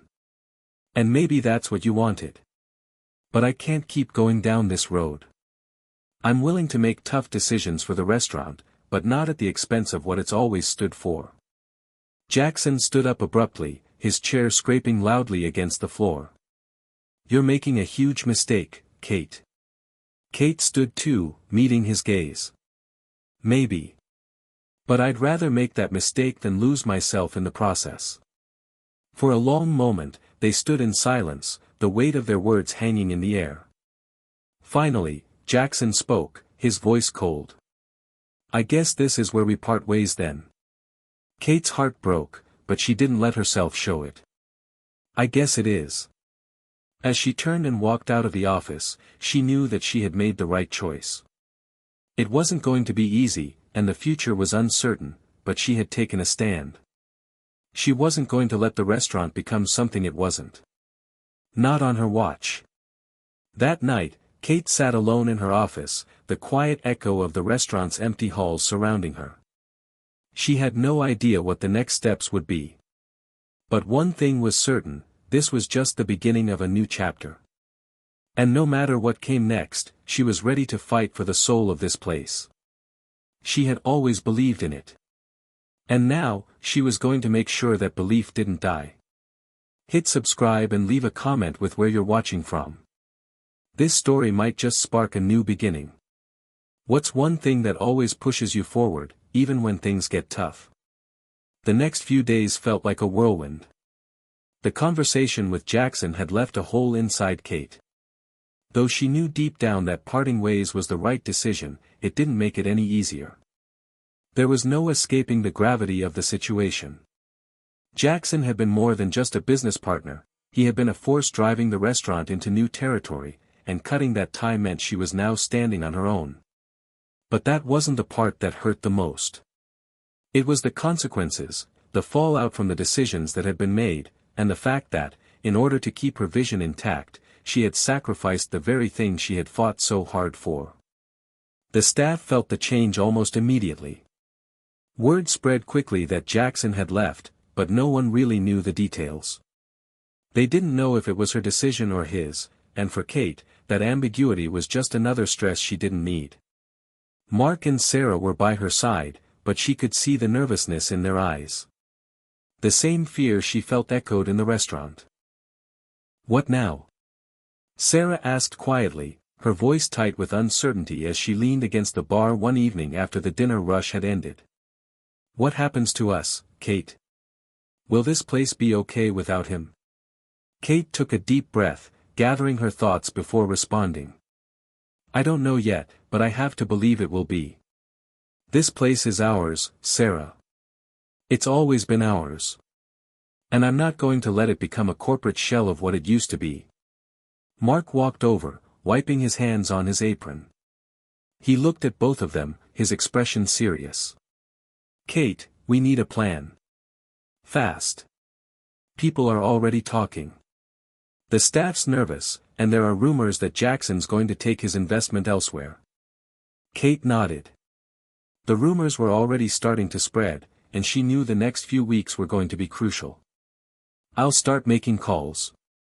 I'll reach out to the people who matter, our loyal customers, the suppliers, and potential investors who share our vision. We'll prove to everyone that the heart of this restaurant is still beating. Sarah sighed, clearly worn out by the constant pressure. I just hope we can keep things together, Kate. People are looking at us. And some are questioning if this place is even worth it anymore. Everyone's questioning something right now, Kate said, her tone resolute. But we have something that Jackson didn't have, authenticity. Heart. And people don't want to see that go. But even as she said the words, Kate's own doubt crept in. Was she being naive? Could she really turn things around without the resources Jackson had provided? Without his connections, his backing, the infrastructure that had once seemed so necessary? The next few days were a blur of meetings, phone calls, and tense conversations. Kate spoke with the restaurant's key investors and made sure to reassure them that nothing had changed in terms of the restaurant's commitment to excellence. She called her suppliers, made sure they knew she was still invested in long-term relationships with them. Every conversation felt like a tightrope walk, and more than once, she had to remind herself that she was doing the right thing. But it wasn't just the business side of things that was weighing heavily on her, it was the staff. As hard as she tried to maintain a sense of normalcy, the cracks were starting to show. The kitchen felt more tense than ever, with Mark working tirelessly to keep the team from falling apart. And despite her best efforts to stay connected with everyone, Sarah's concerns were growing more and more difficult to ignore. The vibe at the front of the house was strained, and the once welcoming atmosphere that had defined the restaurant was starting to fade. "Do you think we made a mistake?" Mark asked one night, as the kitchen emptied out and the staff went home for the evening. He stood next to Kate, his voice low as he looked over the empty restaurant, the silence hanging between them like a heavy fog. Kate met his gaze, her heart aching. "I don't know, Mark. I don't know anymore." But despite the uncertainty, she knew one thing: she couldn't turn back. She couldn't let Jackson's vision of what the restaurant should be eclipse the vision she had worked so hard to create. The restaurant's soul was worth fighting for, and that meant confronting the challenges head-on. The hardest part, however, was the isolation. Jackson's departure had left a void, and even though Kate had the full support of Mark and Sarah, she couldn't help but feel alone. The rest of the staff, those who were still there, looked to her for leadership, but they were also looking for reassurance that everything would be okay. But who was going to reassure Kate? Days turned into weeks, and still, the pressure never let up. The restaurant was hanging on by a thread, and Kate was giving everything she had just to keep it afloat. She put on a brave face every day, but when she returned home at night, she was drained. Her mind raced with thoughts of what to do next, how to fix the broken pieces, how to rebuild what had been torn apart. Then, just when she thought things couldn't get any worse, the worst possible news came. "Kate," Mark said one morning as she walked into the restaurant. His face was pale, his eyes wide with disbelief. "You need to see this." He handed her his phone, and she looked down at the screen. The headline on the news site was enough to knock the wind out of her. Elon Musk's company to open new high-end restaurant in downtown, a new rival to Kate's Bistro. Kate felt her stomach drop. She could hardly believe what she was reading. Elon Musk. Of all people. The thought of him opening a high-end restaurant in the same city felt like a direct challenge to everything she had worked for. She had heard rumors about the tech mogul expanding his business interests into the food industry, but seeing it in print was a slap in the face. "I knew this was coming," Mark muttered, shaking his head. "The competition's about to get fierce, and we're already struggling just to keep things running." Kate's heart pounded in her chest. There was no way to sugarcoat it, this was a disaster.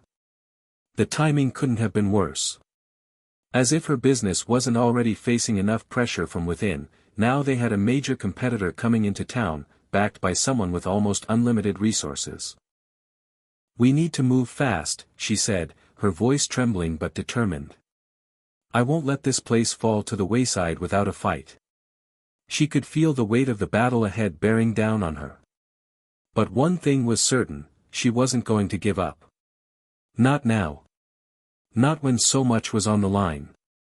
Kate didn't know what the future held, but she was about to find out. And whatever it took, she was ready to fight for her restaurant, for her staff, and for everything she had worked so hard to build. The road ahead was uncertain, but one thing was clear: this was far from over. The news about Elon Musk's new restaurant venture had struck like a lightning bolt. Kate couldn't stop thinking about it, replaying the words over and over in her mind. The competition was not just a new rival, it was Elon Musk. His name alone commanded attention. A restaurant backed by him. It could change everything. Kate had already been in the trenches for weeks, trying to patch up the cracks in the foundation of her restaurant. But now, with Musk entering the picture, the stakes felt higher than ever. The thought of fighting a tech mogul in the food industry was daunting, to say the least. But she wasn't one to back down from a challenge. Mark, Sarah, and the rest of the team could sense the shift in Kate. Her usual calm determination was now replaced by a sense of urgency. There was no more room for hesitation. No more time for second-guessing. She called an emergency meeting that afternoon in the restaurant's small office.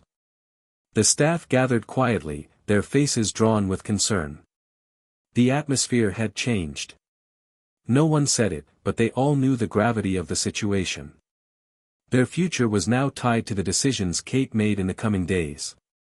"We need to talk," Kate began, her voice steady despite the storm raging inside her. "I'm sure you've heard the news by now, and if you haven't, you're going to. Elon Musk is opening a restaurant in downtown, and it's going to be a direct competitor to us. It's going to be big. It's going to be flashy. And it's going to have resources that we can't even begin to compete with." There was a collective shift in the room, some eyes widened in disbelief, others turned inward, as if the news had knocked the wind out of them. "But here's the thing," Kate continued, meeting their eyes one by one. "We've got something that Musk doesn't have, we've got heart. We've got a team that's been here through thick and thin. We've got our loyal customers who believe in what we do. And most importantly, we've got each other." There was a brief moment of silence before Sarah spoke up, her voice shaking with concern. "Kate, it's not just about heart. It's about what we can offer. Do we even have the means to compete with something like this?" Kate glanced at Mark, who had been quietly listening, his face unreadable. She knew what Sarah was getting at. The truth was, their resources were limited, and Musk's new restaurant could afford to outspend them on advertising, tech, and luxury. But Kate wasn't ready to concede defeat just yet. "We may not have the financial backing Musk does, but what we do have is authenticity. People are tired of the same old thing, the cookie-cutter experiences. They want something real. And that's what we're offering." Mark nodded slowly, clearly processing her words. "We need to figure out how to turn that authenticity into something that they can't replicate. Maybe we lean into what makes us unique, our community, our personal touch. We've got regulars who know us by name. We don't have to be the flashiest, but we can be the most welcoming." Kate's chest swelled with pride. This was the kind of thinking that made her believe in her team. They were all in this together, and each one of them brought something valuable to the table. She took a deep breath, steeling herself for the battle ahead. "Exactly," she said. "We don't have to be bigger. We just have to be better in ways that matter. I'm not saying it's going to be easy, but if we double down on what makes us special, we can hold our ground." The meeting continued late into the afternoon, and by the time everyone left, there was a renewed sense of purpose. The next few weeks were going to be a fight, no doubt. But Kate had never been one to shy away from a challenge. She was going to make sure her restaurant not only survived this new wave of competition but thrived. That evening, after the dinner rush, Kate sat down with Mark and Sarah to hammer out a plan. They needed to make their restaurant's unique identity shine brighter than ever before. They had to make sure the community knew they weren't just another place to eat, they were an experience. "We need to revamp our social media," Mark suggested. "But it has to be real. We can't fake this. People can see through it if we do." Kate nodded. She'd already been considering a more personal approach to their marketing. The key was to highlight the relationships they had with their customers, the kind of intimate connections that Elon Musk's restaurant, no matter how luxurious, could never replicate. They needed to be authentic, human. "I was thinking," Kate began, "that maybe we could feature our regular customers on social media. Get their stories. Let people know how much they mean to us. Show them that this place isn't just about the food. It's about the connections we've built over time." Sarah smiled. "I love that. Let's create a series of short videos or posts about a night at the bistro. We can show behind-the-scenes stuff, the laughs, the mess-ups, the real moments that happen in a restaurant." Mark's eyes lit up. "Yes. And maybe we do a special event. Something exclusive for our regulars, like a VIP night, where they get first dibs on new menu items. It'll make them feel like they're part of something special." Kate was already brainstorming. She could see it all unfolding in her mind. They would bring the community together, create an experience that Musk's restaurant couldn't touch. Musk might have the budget for glitz and glamour, but they had heart, and that was something the tech mogul would never understand. Let's also reach out to local influencers, she said. We don't need the big names. We just need people who genuinely love the place and have a following. We need their help to spread the word. As they discussed the finer details, Kate's mind started to feel clearer. The restaurant didn't need to compete on Musk's terms. They didn't need to go toe-to-toe with his shiny new project. What they needed was to lean into what made them theirs. The people. The atmosphere. The stories. And she was going to fight tooth and nail to make sure that no one forgot that. The next day, the first step was taken. Kate posted a heartfelt message on the restaurant's social media accounts, addressing the elephant in the room. It was simple, but honest. We've heard the news. There's a new restaurant opening in town, and we want to say, we're not afraid of the competition. We've built something that's real. We've built something for you. And we're not going anywhere. The post was met with an outpouring of support. Comments flooded in, some from regular customers, others from people who had always wanted to try the place but had never gotten around to it. The likes and shares spread quickly, and even local food critics took notice. Kate couldn't afford to take her foot off the gas now. The real work had just begun. She had a long road ahead of her, and the future was uncertain. But in that moment, as she scrolled through the outpouring of support, one thing was clear: she wasn't alone. The restaurant wasn't just hers anymore. It was theirs. And together, they were going to fight for its survival. The battle for the future of her restaurant had only just begun. The days following the social media post felt like a whirlwind. Kate's inbox was flooded with messages of support from loyal customers, local influencers, and even a few food bloggers. It seemed like the community was rallying behind her, and the response gave her the glimmer of hope she desperately needed. But despite the outpouring of love, Kate knew they still had a long road ahead. The reality of their situation was hard to ignore. The restaurant was struggling. They were down in revenue, and the effects of Jackson's departure were still very much felt. But the community's response gave her a new sense of determination. Maybe they didn't have the luxury of endless funds, but they had something just as powerful: a dedicated following, a team that was willing to fight, and a vision that was rooted in authenticity. It was time to take action. The first move Kate made was to initiate the rebranding process. She reached out to a local graphic designer to help revamp their logo and branding materials. They needed a fresh look that matched their vision: bold, modern, but rooted in the charm of their community. We've been known for our food, but now it's time to emphasize the experience, Kate explained to the designer. We're a neighborhood restaurant that's become a part of people's lives. We want that feeling to be reflected in everything we do. The new logo had a more rustic, hand-drawn feel, reminiscent of old-school diners but with a modern twist. The color palette shifted from dark, moody tones to brighter, more inviting hues. It felt welcoming, casual, and just a little bit nostalgic, all qualities that reflected the soul of the restaurant.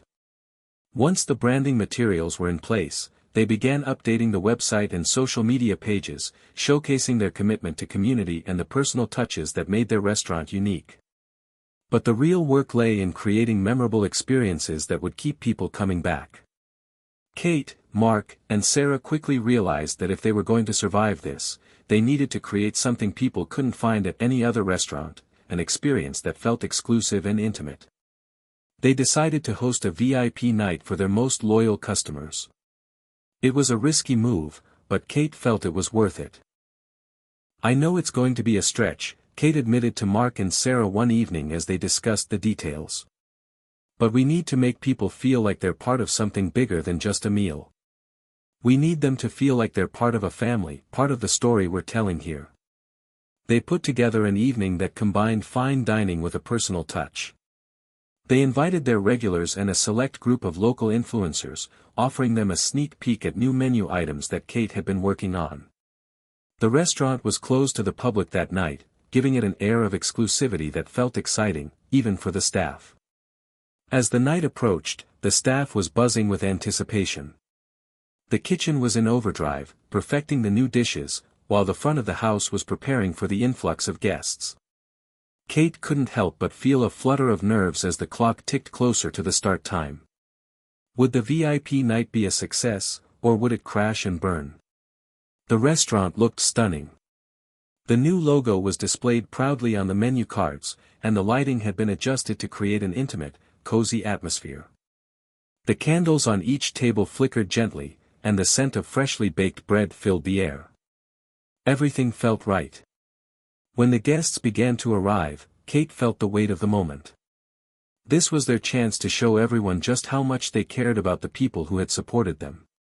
The dinner was designed to feel personal, each course was paired with a story behind it, shared by the chef and the waitstaff. They didn't just serve food, they told a story, and in doing so, they invited their guests to become part of it.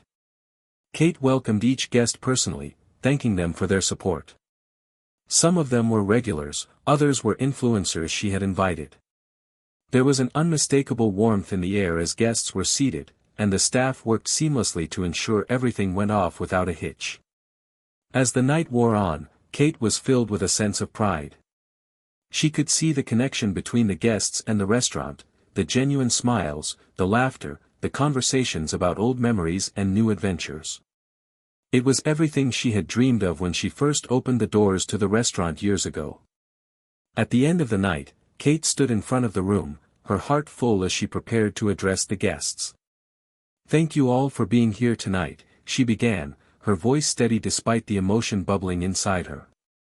"We've always believed that a restaurant is more than just a place to eat, it's a place where stories are made, where memories are created.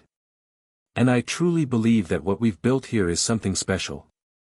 You are all a part of that, and we couldn't do this without you." The room erupted in applause, and for the first time in a long while, Kate felt like she was exactly where she needed to be. The VIP night had been a success. The guests were happy, the food had been perfect, and the atmosphere had been everything they hoped for. But even as she basked in the success of the evening, Kate knew they weren't out of the woods yet. They had won a battle, but the war was far from over. The competition was just beginning. In the days that followed, the buzz from the VIP night spread like wildfire. People were talking about the restaurant, not just for the food, but for the experience. It was clear that the personal touch they had created resonated with people, and the local press began to take notice. "Kate's Bistro is reinventing the neighborhood dining experience," was the headline in the local newspaper the following week. The article praised the restaurant for its commitment to community and its unique approach to dining. It was a victory Kate hadn't expected, but one she knew they needed. With the positive press in hand, Kate decided to expand their reach. She partnered with local businesses to offer promotions and cross-marketing opportunities. Every Wednesday night, the restaurant would host Local Business Night, where nearby businesses could promote their products or services to the restaurant's customers. It was a way to strengthen ties with the community and bring in new guests who may not have visited before. She also began hosting cooking classes on weekends, where guests could learn to make their favorite dishes from the menu. These classes became wildly popular, and they not only generated additional revenue but also further solidified the restaurant's role as a beloved community hub. It was these small, personal touches, connecting with the local community, that began to set Kate's Bistro apart from Musk's flashy new venture. She couldn't compete with his resources, but she could outwork him when it came to connecting with the people who mattered most. As the weeks went by, things began to turn around. The restaurant was gaining traction, and the pressure from Musk's new restaurant didn't seem as overwhelming anymore. The community's support was unwavering, and the staff was motivated like never before. Kate couldn't help but feel a sense of pride as she stood at the front of the restaurant one evening, watching her staff work seamlessly and seeing the smiles of satisfied customers. There were still challenges ahead, but for the first time in a long while, she felt like they had a fighting chance. And in that moment, she knew one thing for certain: no matter what Musk or anyone else threw at them, she wasn't going to let go of the vision she had fought so hard to create. The battle for the future of her restaurant was far from over, but Kate was ready for whatever came next. She wasn't just fighting for survival anymore, she was fighting for her dream. And that was something she would never give up on. Kate stood at the front window of her restaurant, gazing out at the bustling streets of downtown.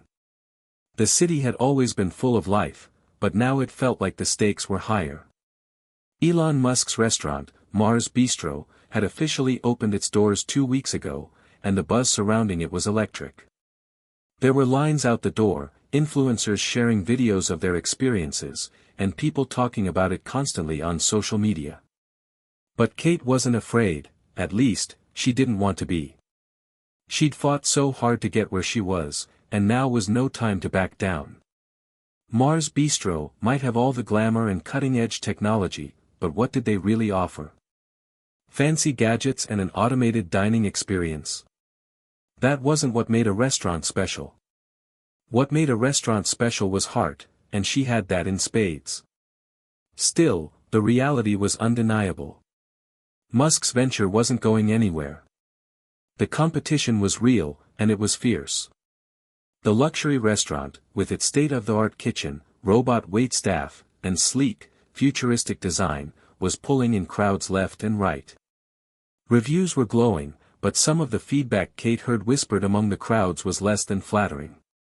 People were talking about the impersonal atmosphere, the flashy decor, and the high-tech gadgets that didn't quite match up to the warmth they craved in a dining experience. Musk's place is all show, no soul, Mark had said during one of their strategy meetings.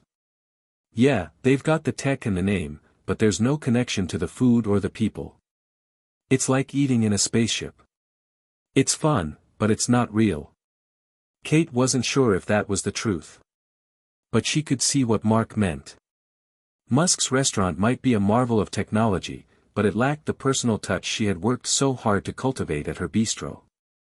And that, she believed, was something they could build on. It didn't take long before Kate received a challenge, an invitation to the Mars Bistro's grand event. It was an exclusive tasting event for foodies and local influencers, a way for Musk's restaurant to keep the buzz alive. The invitation was polite, almost casual, but it was clear that Musk's team was trying to send a message: we're here to stay. How will you respond? Kate knew she couldn't let this go unanswered. She didn't need to be petty, but she needed to prove that her bistro wasn't just a cute little place with heart. It was a force to be reckoned with. She didn't have the tech or the budget Musk had, but she had something just as powerful: authenticity. I'm going to show them what real food is, Kate said, determination in her voice as she stared at the invitation. We don't need robots or a crazy menu. We just need to be the best we can be. Mark and Sarah exchanged glances. They knew what Kate was getting at.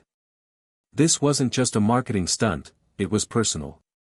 Kate's response was simple but bold: she would host a Battle of the Bistros event. It was time to turn up the heat and create an unforgettable night for their customers, a night that would remind everyone of the soul of their restaurant and make it impossible for anyone to forget what made them unique. We'll invite everyone, Kate said. Regulars, influencers, media, and even people who have never been here before.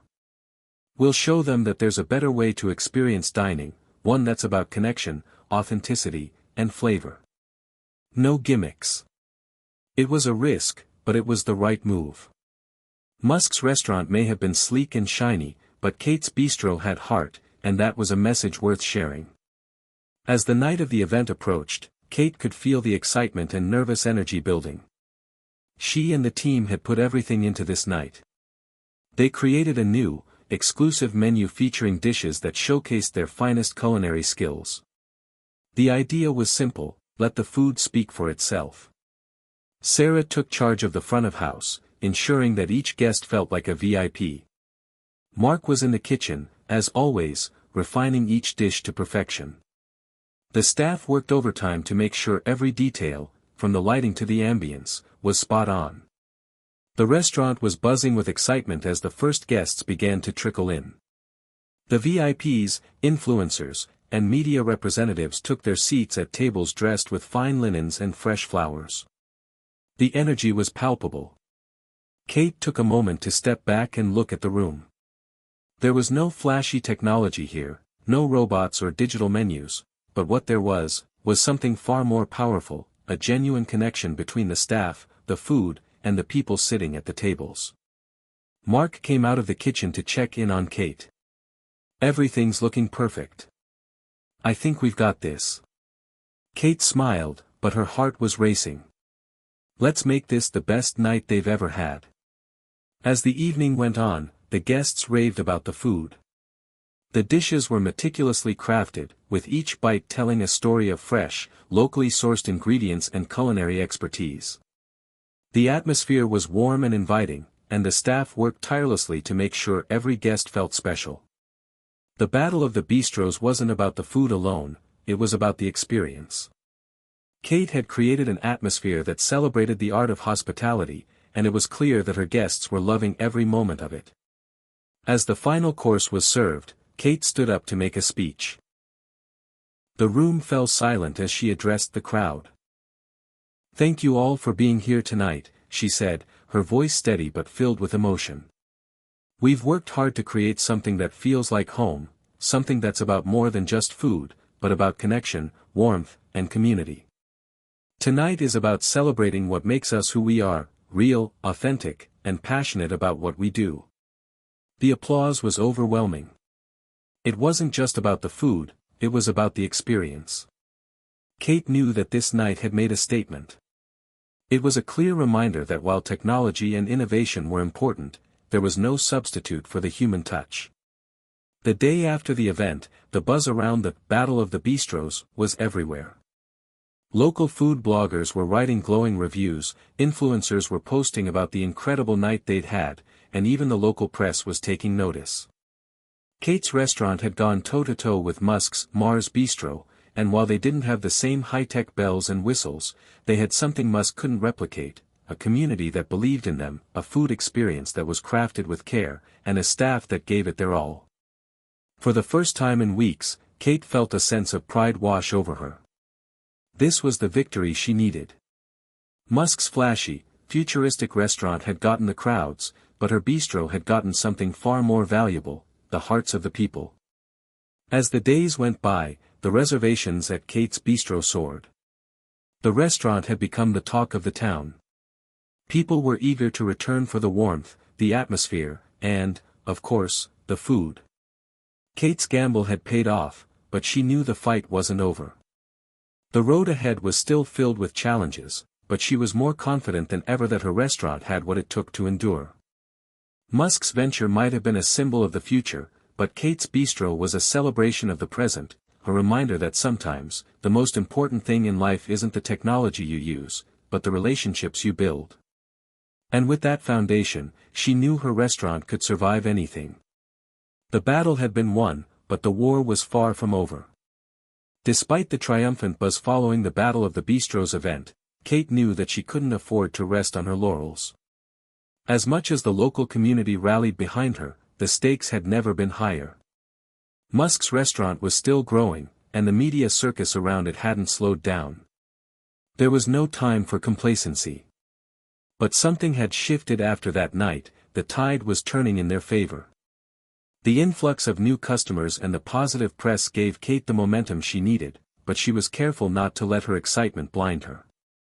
They had to keep up the energy, or they risked losing what they had gained. Then came an unexpected call, a lifeline from someone Kate never thought would reach out. It was a Wednesday afternoon when Kate's phone rang with an unknown number flashing on the screen. She hesitated before answering, her mind running through a dozen possibilities. Maybe it was an investor, or one of the food critics she'd been courting. Or maybe it was someone with another unsolicited opinion about how to run her business. But when she picked up, the voice on the other end threw her for a loop. "Hi, is this Kate from Kate's Bistro?" "Yes, this is she," Kate replied, raising an eyebrow. "Who's this?" "My name is Alicia. I'm with a PR firm in town, and we've been following your restaurant story. We're really impressed with how you've turned things around. We'd love to help you further your brand and connect you with a larger audience. I know this may sound out of the blue, but I believe your story has the potential to go national." Kate was silent for a beat, trying to process what she was hearing. A PR firm? A national campaign? "I'm sorry. Did you say national?" she asked, still a little stunned. "Exactly. We specialize in working with local businesses and helping them expand beyond their hometowns, especially those with a compelling story like yours. You've got a loyal customer base, your food is amazing, and you've created a personal connection with the community. I think it's time for the world to hear about Kate's Bistro. What do you say?" Kate's heart raced. This wasn't just a random call, it was an opportunity, a chance to push past their current limitations. But was it too good to be true? "I appreciate the offer," she said cautiously. "But how do I know you're legit? I mean, we're not talking about a small investment here. This could change everything." "I completely understand your hesitation," Alicia responded, her tone reassuring. "We've worked with several successful local restaurants, and we've managed to get them coverage in national publications. Think Bon Appetit, the New York Times, and Eater. We're not talking about a run-of-the-mill campaign. We want to help you tell your story in a way that resonates with people across the country. It's not just about making noise, it's about creating something lasting." Kate didn't know what to say. This was the kind of opportunity she had only dreamed of. The press coverage alone could bring in more customers than she could handle. It would elevate the restaurant's profile and bring in the kind of attention they needed to compete with Musk's corporate machine. But something in Kate hesitated. She had worked so hard to maintain the authenticity of her brand, and now this felt like a sharp turn away from everything she had built. Would this compromise what made her bistro so special? "We've got your back," Alicia said, sensing Kate's doubt. "We won't do anything without your approval.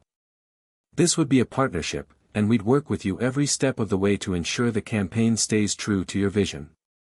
We can help you with social media strategy, press outreach, and content creation. All of it." Kate thought for a moment, her mind racing through the possibilities. Finally, she spoke. "All right," she said, her voice steady. "Let's talk further. I want to know more about what you're offering."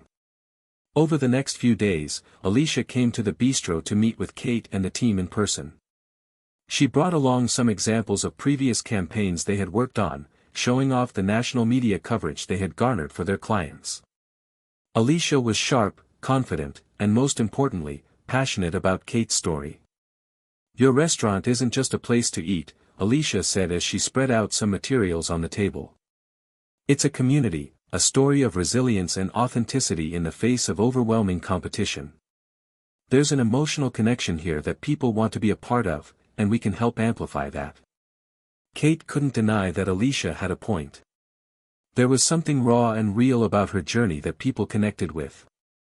The story of a local bistro fighting to stay afloat against the odds, a neighborhood gem facing off with one of the world's most well-known entrepreneurs, it had all the ingredients for a compelling narrative. Alicia's firm was offering a comprehensive media strategy, press releases, partnerships with food influencers, and local event sponsorships. But the most intriguing part of her pitch was the opportunity to host a live cooking segment with a popular national TV network. It was the kind of exposure Kate had only imagined. She could cook live on air, tell her story, and showcase her menu to millions. Kate wasn't sure if she was ready to take such a huge leap, but the thought of expanding her reach beyond the local community was tempting. After all, the bistro had already proven it had heart. Maybe now it was time to show the world. With a mixture of excitement and anxiety, Kate made the decision to move forward with Alicia's PR firm. Over the following weeks, the team began executing the media strategy. The first step was to get Kate's story featured in a local food magazine, then build momentum from there. As the coverage grew, so did the bistro's popularity. Reservations went through the roof, and the media was eating up Kate's journey. But with this success came new challenges. The restaurant was busier than ever, and the team was feeling the pressure. Staff had to work overtime to keep up with demand, and there were moments when the stress of it all seemed like too much. But Kate had never been one to back down. She pushed through the late nights, the planning, and the media interviews, all while ensuring the quality of the food and the experience remained top-notch. Every dish that came out of the kitchen was a reminder of why they were doing this, to offer something special, something real, that couldn't be replicated. Then, the live cooking segment aired. The show featured Kate preparing one of her signature dishes, a hearty, comforting plate of braised short ribs. As the camera zoomed in on the sizzling meat, Kate shared the story behind the dish, how it was inspired by her grandmother's recipes and the memories of Sunday dinners spent around the table. The segment was a hit, and it skyrocketed Kate's Bistro into the national spotlight. The phone began ringing off the hook with reservations from out-of-town visitors, and Kate's social media exploded with followers eager to learn more about the woman behind the restaurant. In one fateful moment, Kate realized that she was no longer just a local restaurateur. She was becoming a symbol of resilience and authenticity in the face of overwhelming odds. And while Musk's restaurant was still gaining traction, Kate knew that her story, her bistro, had something no one could take away: heart. The battle was far from over, but for the first time, Kate felt like she had a fighting chance. Now, with a national platform at her fingertips, it was time to go even bigger. She wasn't just fighting for survival anymore, she was fighting for her place in the world of fine dining. And she was ready for whatever came next. The buzz surrounding Kate's Bistro had reached a fever pitch. From local bloggers to national media outlets, everyone seemed to be talking about her rise from a small, local eatery to a now nationally recognized force. Reservations were pouring in, and her social media following was growing exponentially. People from all over the country were eager to experience the warmth and authenticity that had catapulted her restaurant into the limelight. But despite the surge of attention, there was one thing Kate couldn't escape: Musk. "Elon's been watching," Mark said one morning as they huddled in the back office, poring over the restaurant's latest social media analytics. "His team's got eyes on you. We've seen some of his social media engagements with his followers, they're talking about us. And he's not happy." Kate didn't need to be told twice. She had seen the posts and the subtle jabs Musk had made on his Twitter feed. Tweets like, "Technology can't be beaten by nostalgia," and "Fighting innovation with heart doesn't win battles, it only delays the inevitable," had begun to pop up over the last few weeks. Musk had been watching, and now it seemed like he was gearing up for something bigger. "Well, let's give him a real challenge," Kate said, her voice filled with determination. "We're not just some feel-good story. We're here to stay." It was clear now that the stakes had been raised. This wasn't just a rivalry, it was personal. Musk's empire of futuristic dining was on one side, and Kate's down-to-earth, heartfelt bistro was on the other. But Kate had a secret weapon Musk could never have: the loyalty and love of the community. It didn't take long before Musk's challenge came to Kate's doorstep. One afternoon, as Kate was reviewing the restaurant's new menu with Mark, she received a cryptic message from Alicia. "I think you need to see this," the message read. Attached to it was a post from Elon Musk's Twitter account, which had been retweeted by thousands. "Kate's Bistro may have heart, but will they survive when the world demands more? We challenge them to a culinary face-off. Let's see who can truly deliver, the future of food or the nostalgia of yesterday." There it was. The challenge, loud and clear. Musk had taken the gloves off. It was no longer about building his restaurant's brand, it was about taking down Kate's Bistro. He wasn't content with simply letting them coexist, he wanted to prove that his vision for the future was the only way forward. Kate read the tweet over and over again, each time feeling a surge of defiance build inside her. The challenge was not only a threat but an opportunity. If she could somehow beat Musk at his own game, if she could show the world that authenticity and heart could stand shoulder to shoulder with innovation, it would elevate her brand to even greater heights. Kate put the phone down, her jaw set. "Let's do it. Let's take him on," she said. Mark raised an eyebrow, clearly surprised by her response. "Are you sure? This is going to be huge. It could make or break us." "I'm not backing down. If anything, this is our chance to show everyone that we're not just a little bistro. We're the bistro. Let's make sure he knows what he's up against," Kate said with a smile. Over the next few weeks, Kate and her team worked tirelessly to prepare for the event. They crafted a special menu that showcased the very best of what they did. Each dish was a tribute to the art of home-cooked meals, dishes that told a story of tradition, passion, and nostalgia.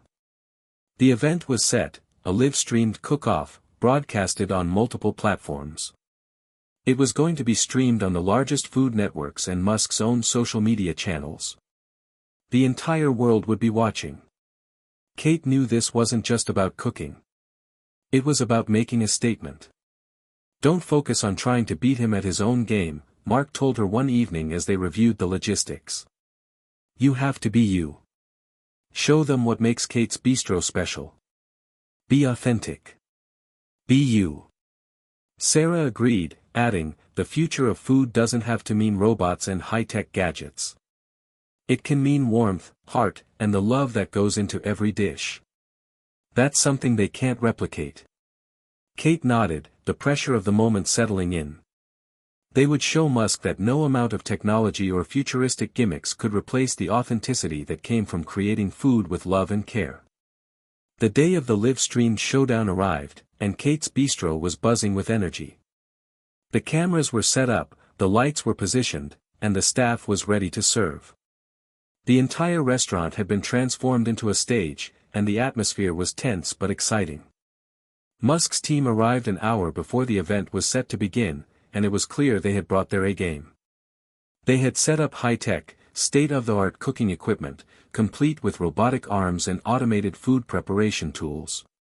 The sleek, modern design of their station stood in stark contrast to Kate's rustic, homey setup, but Kate wasn't worried. She had prepared for this moment her entire career. Her station was simple, yet elegant. A wooden counter adorned with fresh herbs, locally sourced vegetables, and handcrafted cutting boards. It was the antithesis of the tech-heavy kitchen Musk's team had set up, and she couldn't have been prouder of it. As the event kicked off, Musk's team presented their first dish, a robot-assisted sous vide steak that was cooked to perfection, according to their precise algorithms. It was impressive, no doubt. The dish looked stunning, and the audience was clearly captivated by the technological marvels behind it. But Kate wasn't intimidated. She watched the dish come together and knew that, while it was technically flawless, it lacked something. There was no soul in it. No love. When it was Kate's turn, she moved to her station with quiet confidence. With a flick of her knife, she started chopping fresh herbs. The sizzle of the pan was soothing, the smell of garlic and onions filling the air. Her first dish was a classic, braised short ribs with mashed potatoes, roasted carrots, and a rich, flavorful gravy. It was a dish that felt like home. As she plated the food, she thought of the generations of her family that had made this dish.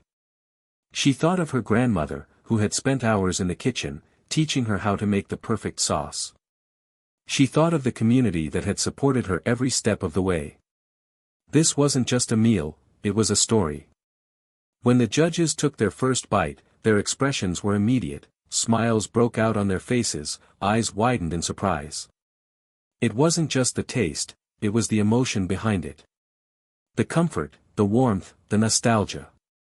The very essence of Kate's Bistro. The cook-off continued, with Musk's team offering up their dishes one by one. Each was an impressive feat of engineering, but as the competition wore on, it became clear that the warmth of Kate's food was something no technology could replicate. By the end of the evening, the judges had reached their verdict. The votes were tallied, and the results were announced live. Kate's Bistro had won. The crowd erupted into applause, and Kate's team cheered. But as she looked toward Musk's team, she saw something surprising. Musk himself had appeared on the broadcast, watching with a calm, measured expression. There was no anger, no frustration, just an acknowledgement of the result. "Well played," he said into the camera with a small, respectful nod. Looks like the future has room for a little nostalgia after all. It was a rare moment of humility from the tech mogul. But Kate wasn't just celebrating the victory. She knew that this wasn't the end of the road. It was only the beginning. She had shown the world that heart and soul had a place in the future of food, and that was a win worth savoring. But the next step was clear. Now it was time to grow, evolve, and ensure that Kate's Bistro remained not just a local treasure but a beacon for what food should always be about: love, authenticity, and connection. The victory over Musk was a defining moment in Kate's journey. It was more than just a win in a cook-off, it was a reaffirmation of everything she believed in: the power of authenticity, the value of tradition, and the emotional connection food could foster. But as the media frenzy around the cook-off slowly subsided, the reality of the next steps began to sink in. Kate's Bistro had become more than just a local institution, it was a symbol. But with that fame came new challenges, new responsibilities, and the looming question of what came next. She had a choice to make: was she content to keep her bistro as a beloved neighborhood spot, or would she take the leap and expand into new territory? The thought of expansion had always been in the back of her mind, but it had seemed like a distant dream, something too big to consider. Now, however, with national recognition and an ever-growing fan base, the idea felt more within reach than ever before. One day, as Kate sat at a small table in the back of the bistro, sipping on a cup of coffee, she received a call from Alicia. After the success of the cook-off, Alicia had been instrumental in handling the media side of things, managing press inquiries and setting up new opportunities for Kate's Bistro. "Kate, we need to talk," Alicia said, her voice laced with urgency. Kate's heart skipped a beat. "What's going on?" "I've been speaking with a few potential investors," Alicia began, "and there's a lot of interest in expanding the bistro. The media buzz around your win has put you in a prime position to open additional locations. I know this is a big leap, but I think it's time to start thinking about growing."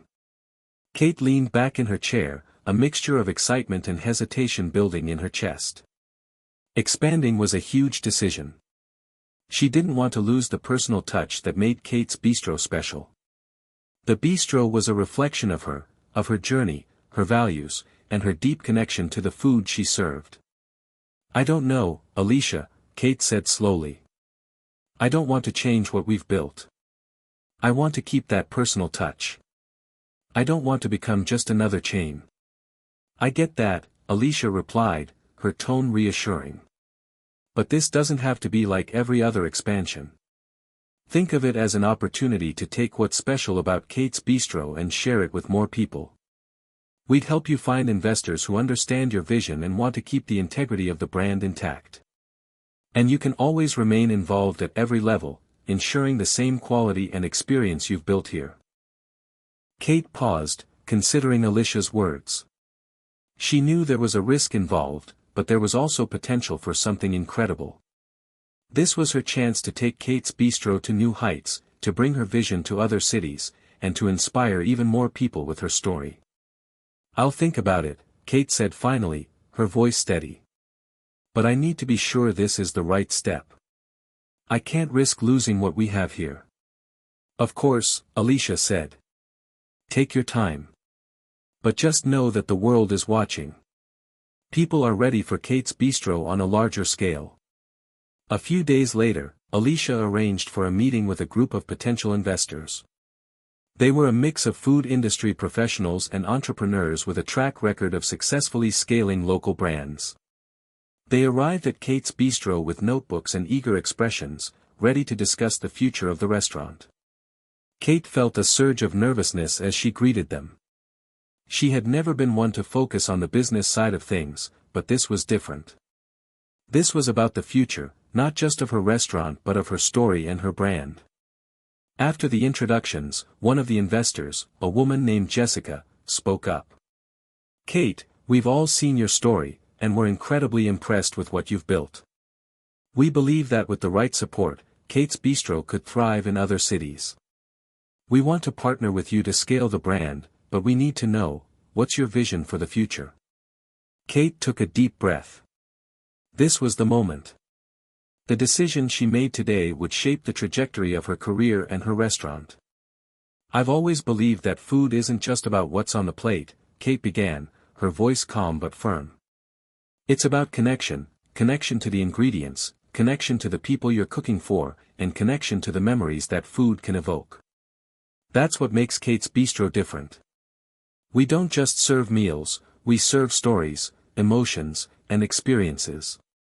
She paused, letting her words settle in. "I don't want to lose that.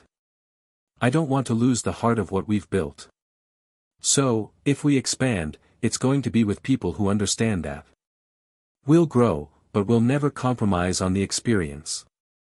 The menu will remain the same, and every new location will feel just as personal, just as intimate as the original." The investors listened intently, and there was a long silence before Jessica spoke again. "We love your vision, Kate. It's authentic. It's real. And we think it could resonate with a much larger audience. If you're willing to expand with that kind of integrity, we're in." Kate's heart raced. This was happening. The leap she had been considering, the one that had seemed so daunting just a few months ago, was now a tangible possibility. "Let's do it," she said finally, a smile spreading across her face. "But let's do it right. Let's make sure we're always true to who we are." Over the next few months, the groundwork for expansion began in earnest. Kate and her team worked closely with the investors to establish a plan for opening new locations. The goal was not to flood the market with cookie-cutter versions of Kate's Bistro but to create spaces that felt just as unique and heartfelt as the original.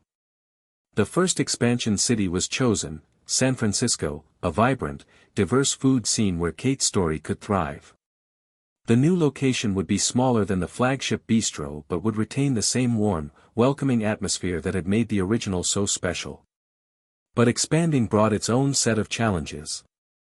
Kate was now tasked with overseeing the design and feel of the new space, hiring and training a new staff, and ensuring the food remained true to her vision.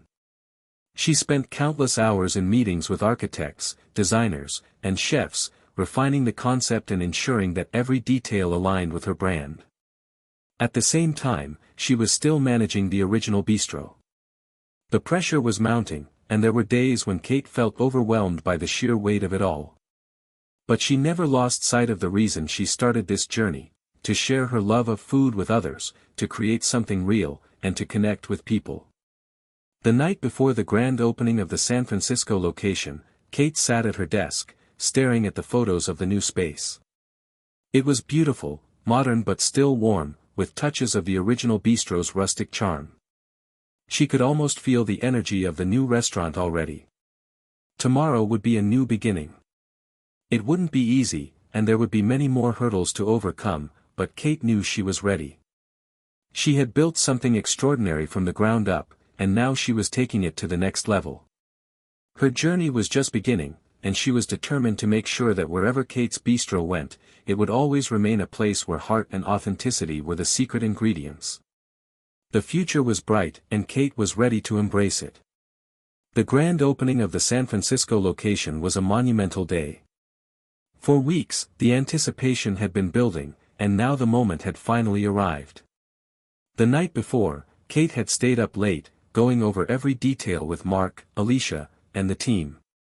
There was excitement in the air, but also a palpable sense of nervousness. This wasn't just a new location, it was the future of Kate's Bistro, and the stakes were high. San Francisco was a world apart from her hometown.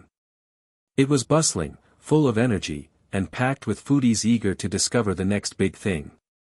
But Kate knew that, despite the new setting, she had to stay true to what made Kate's Bistro unique: the warmth, the love, the authenticity. The food had to speak for itself, just as it always had. The morning of the opening, Kate arrived at the restaurant before the sun had even risen. The outside of the restaurant was decorated with simple but elegant touches: a large wooden sign, fresh flowers, and twinkling lights that gave it a cozy, welcoming feel. Inside, everything was ready: the kitchen was stocked, the tables were set, and the staff was eager to get to work. But Kate's nerves were undeniable. She paced the floor, mentally reviewing the plan for the day.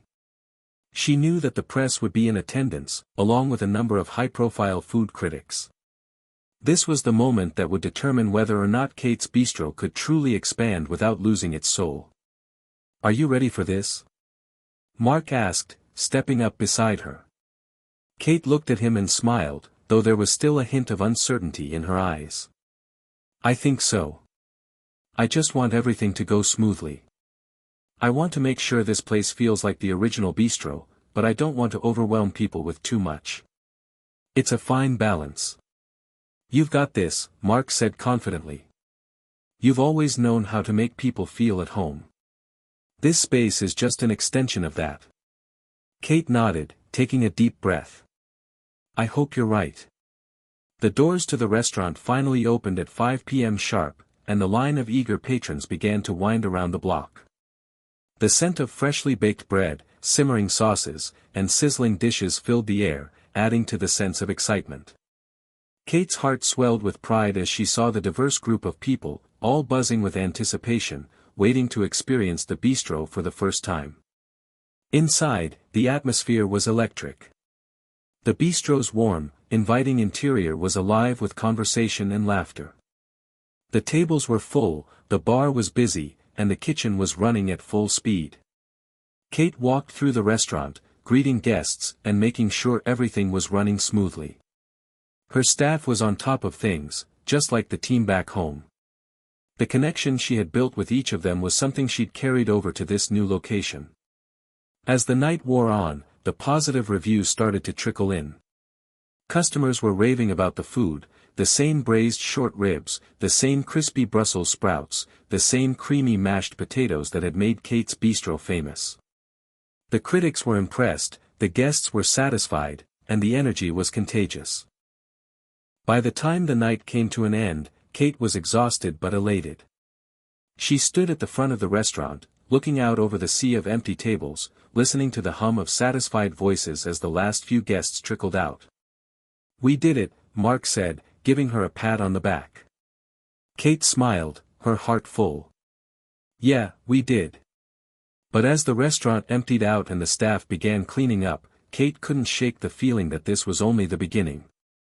She had stepped into a new world, one full of new challenges, new expectations, and a whole new set of problems to solve. The next few weeks were a whirlwind. The San Francisco location was a success, but Kate quickly realized that with expansion came new pressures. Managing 2 locations was no small feat, and while she had a strong team in place, the logistics of overseeing both bistros proved to be more complicated than she had anticipated. There were constant phone calls to handle, inventory to track, and staffing issues to resolve. She was also spending a lot of time on the road, visiting suppliers, and building relationships with local businesses in San Francisco. It was a lot to juggle, and sometimes, it felt like she was stretched too thin. "You're going to burn yourself out if you don't take a break," Mark warned her one evening as they sat down for a quick meal between shifts. "I don't have time for a break," Kate replied with a tired laugh. "There's too much to do. Too much to prove." Mark shook his head. "You don't have to prove anything. You've already done that. Just don't forget to take care of yourself in the process." Kate knew he was right. But in the back of her mind, there was always that nagging voice telling her that she had to keep pushing, had to keep growing. If she slowed down, she risked losing momentum, and in her mind, losing momentum meant losing everything. The demands of expansion weren't just affecting Kate physically, they were also starting to take a toll on her relationships. She found herself spending less time with friends, less time with her family, and more time in the kitchen or dealing with business issues. Even her once stable relationship with Mark was feeling the strain. One night, after a particularly long day, Mark sat down with Kate in the quiet of the bistro's back office. "We need to talk," he said, his tone serious. Kate looked at him, her exhaustion evident. "What's wrong?" Mark hesitated before speaking. "You've been so focused on expanding, on making this work, that I feel like you're losing sight of what's important. You're not taking care of yourself, Kate." And you're not taking care of us, either. Kate felt a pang of guilt at his words. She knew he was right.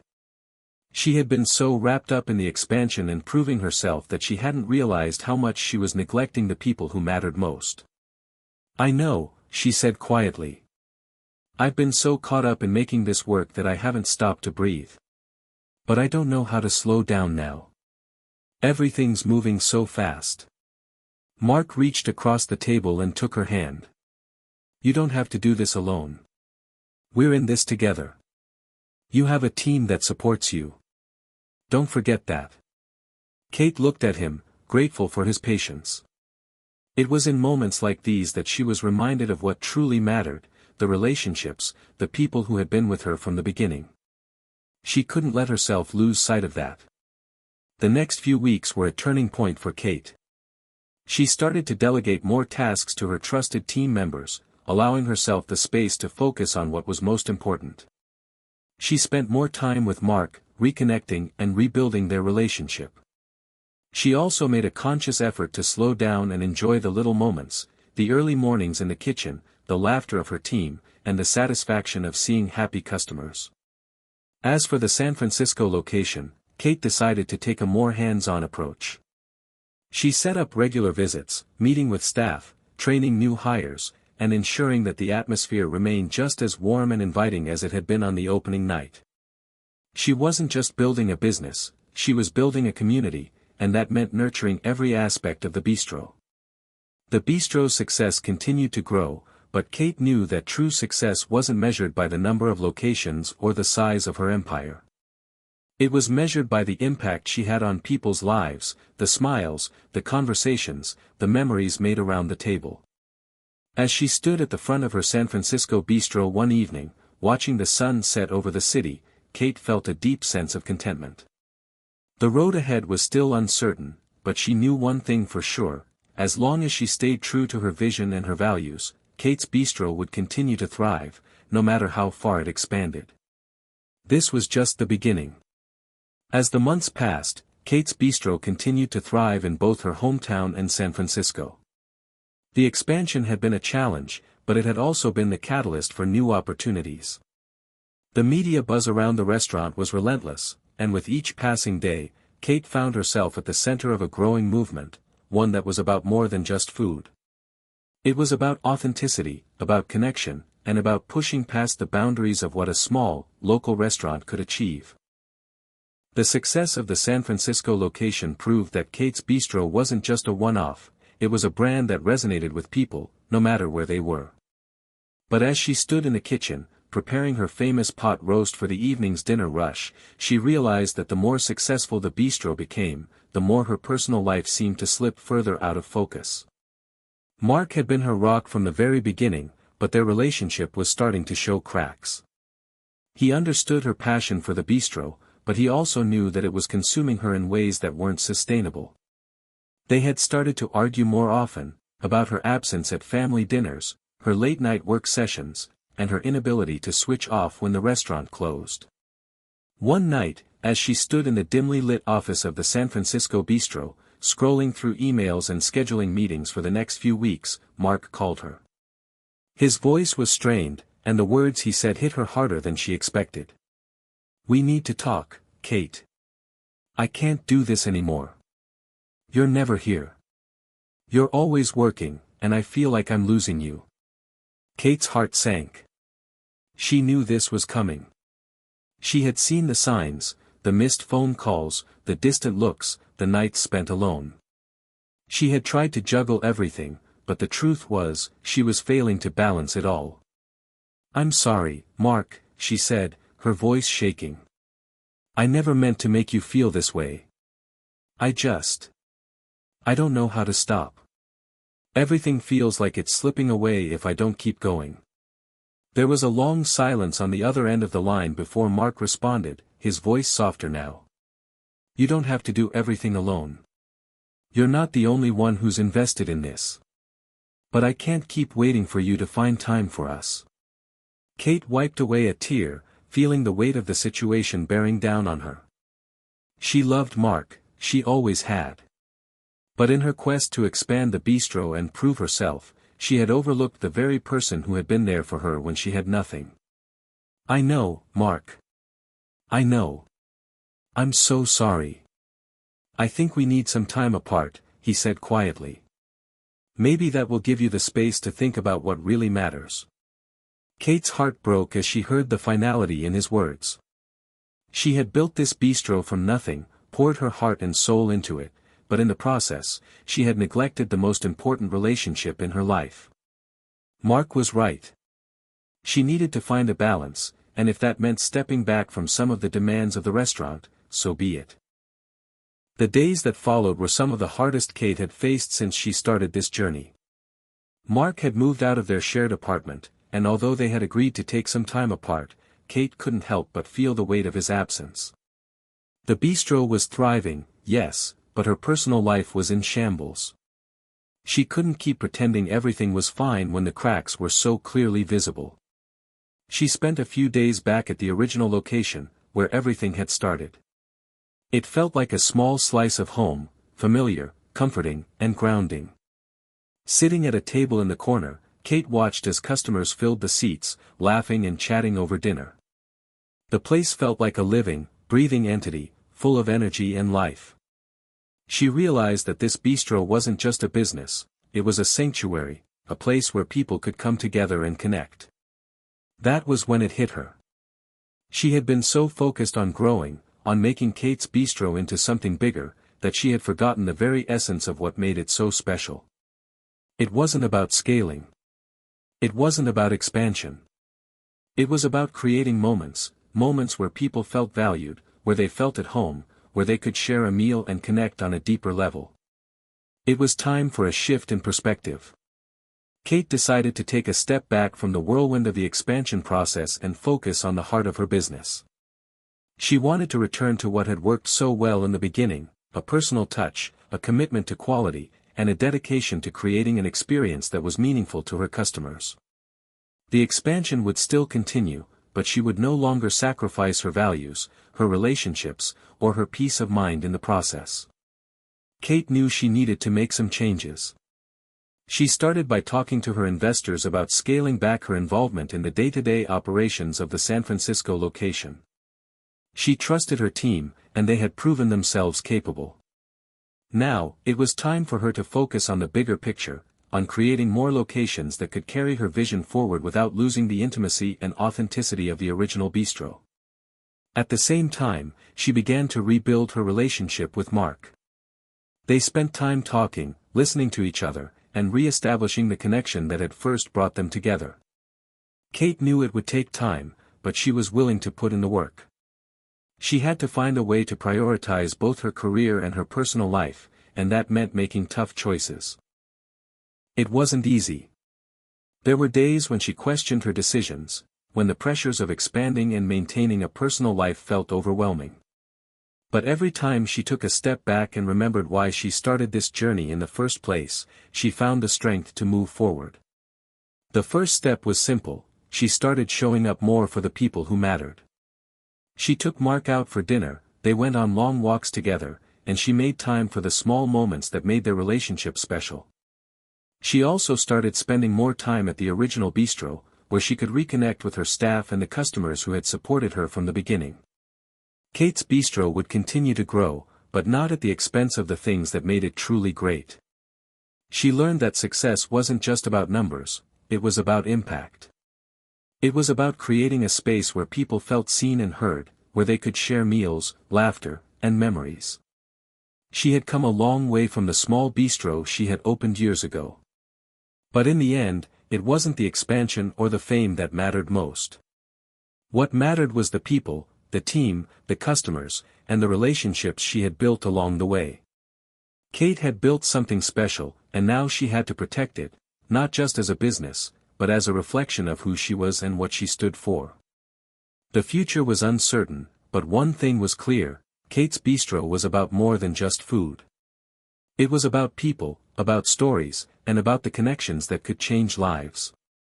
And as long as she kept that at the heart of everything, she knew she was on the right path. As the sun set over the bistro, casting a warm glow over the bustling dining room, Kate took a deep breath. She was ready for the next chapter, one that would balance ambition with authenticity, success with personal growth. She wasn't sure where the road would lead, but she knew that with the right people by her side, she could face whatever came next. The future of Kate's Bistro wasn't just in the hands of the restaurant, it was in her hands. And with that realization, she felt more certain than ever that she was ready for whatever the next chapter had in store. It was a quiet evening at the original Kate's Bistro.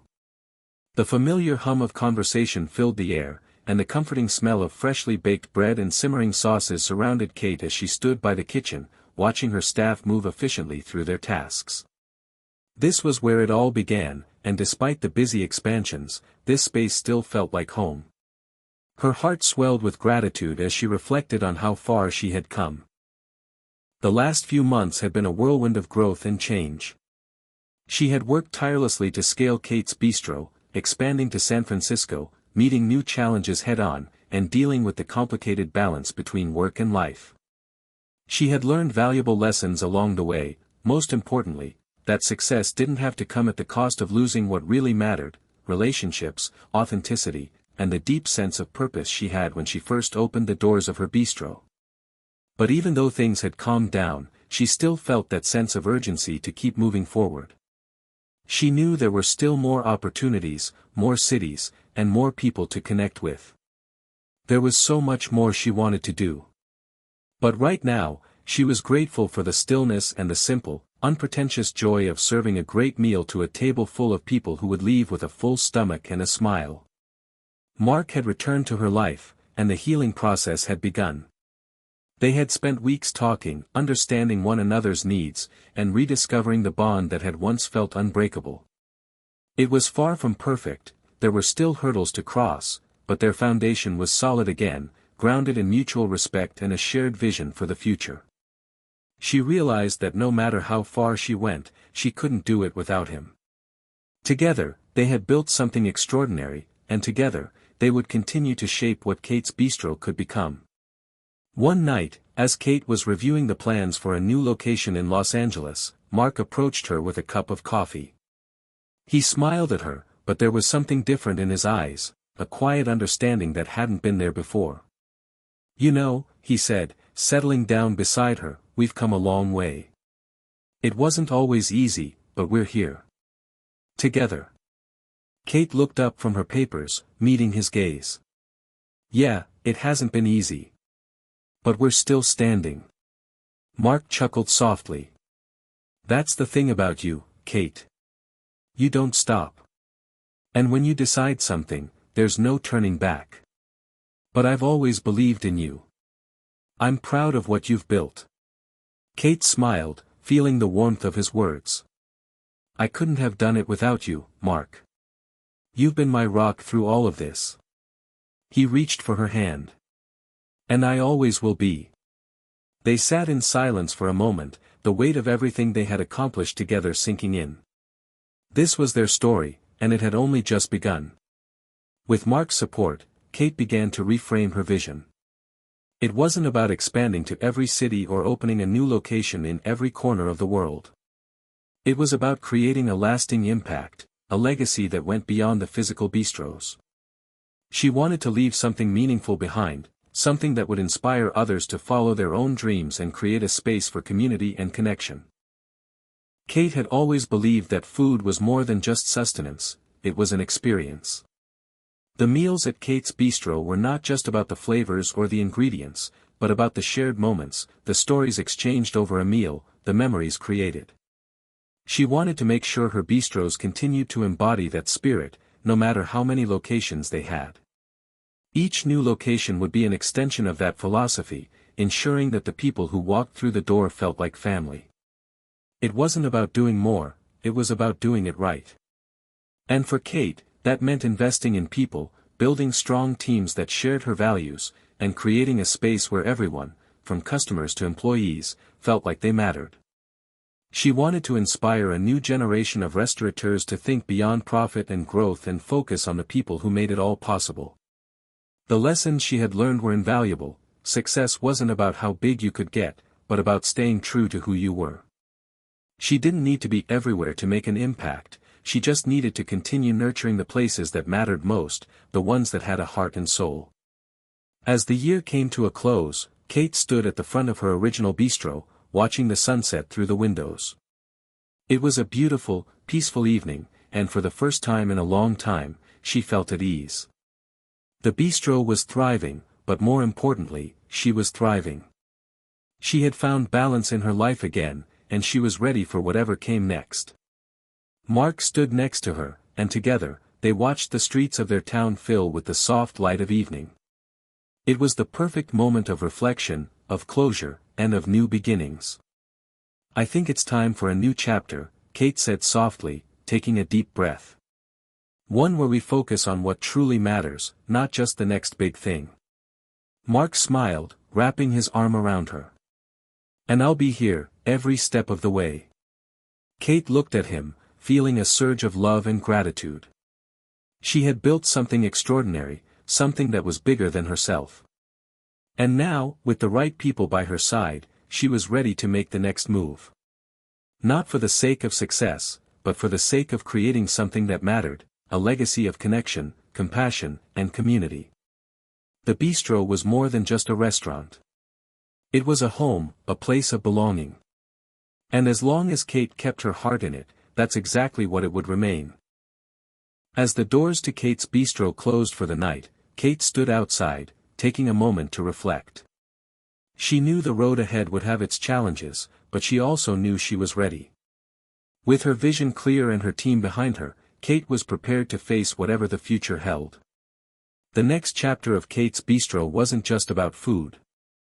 It was about making a difference in people's lives, one meal at a time. And that was the most important thing of all. Hit subscribe and leave a comment with where you're watching from. This story might just spark a new beginning. What's one thing that always pushes you forward, even when things get tough?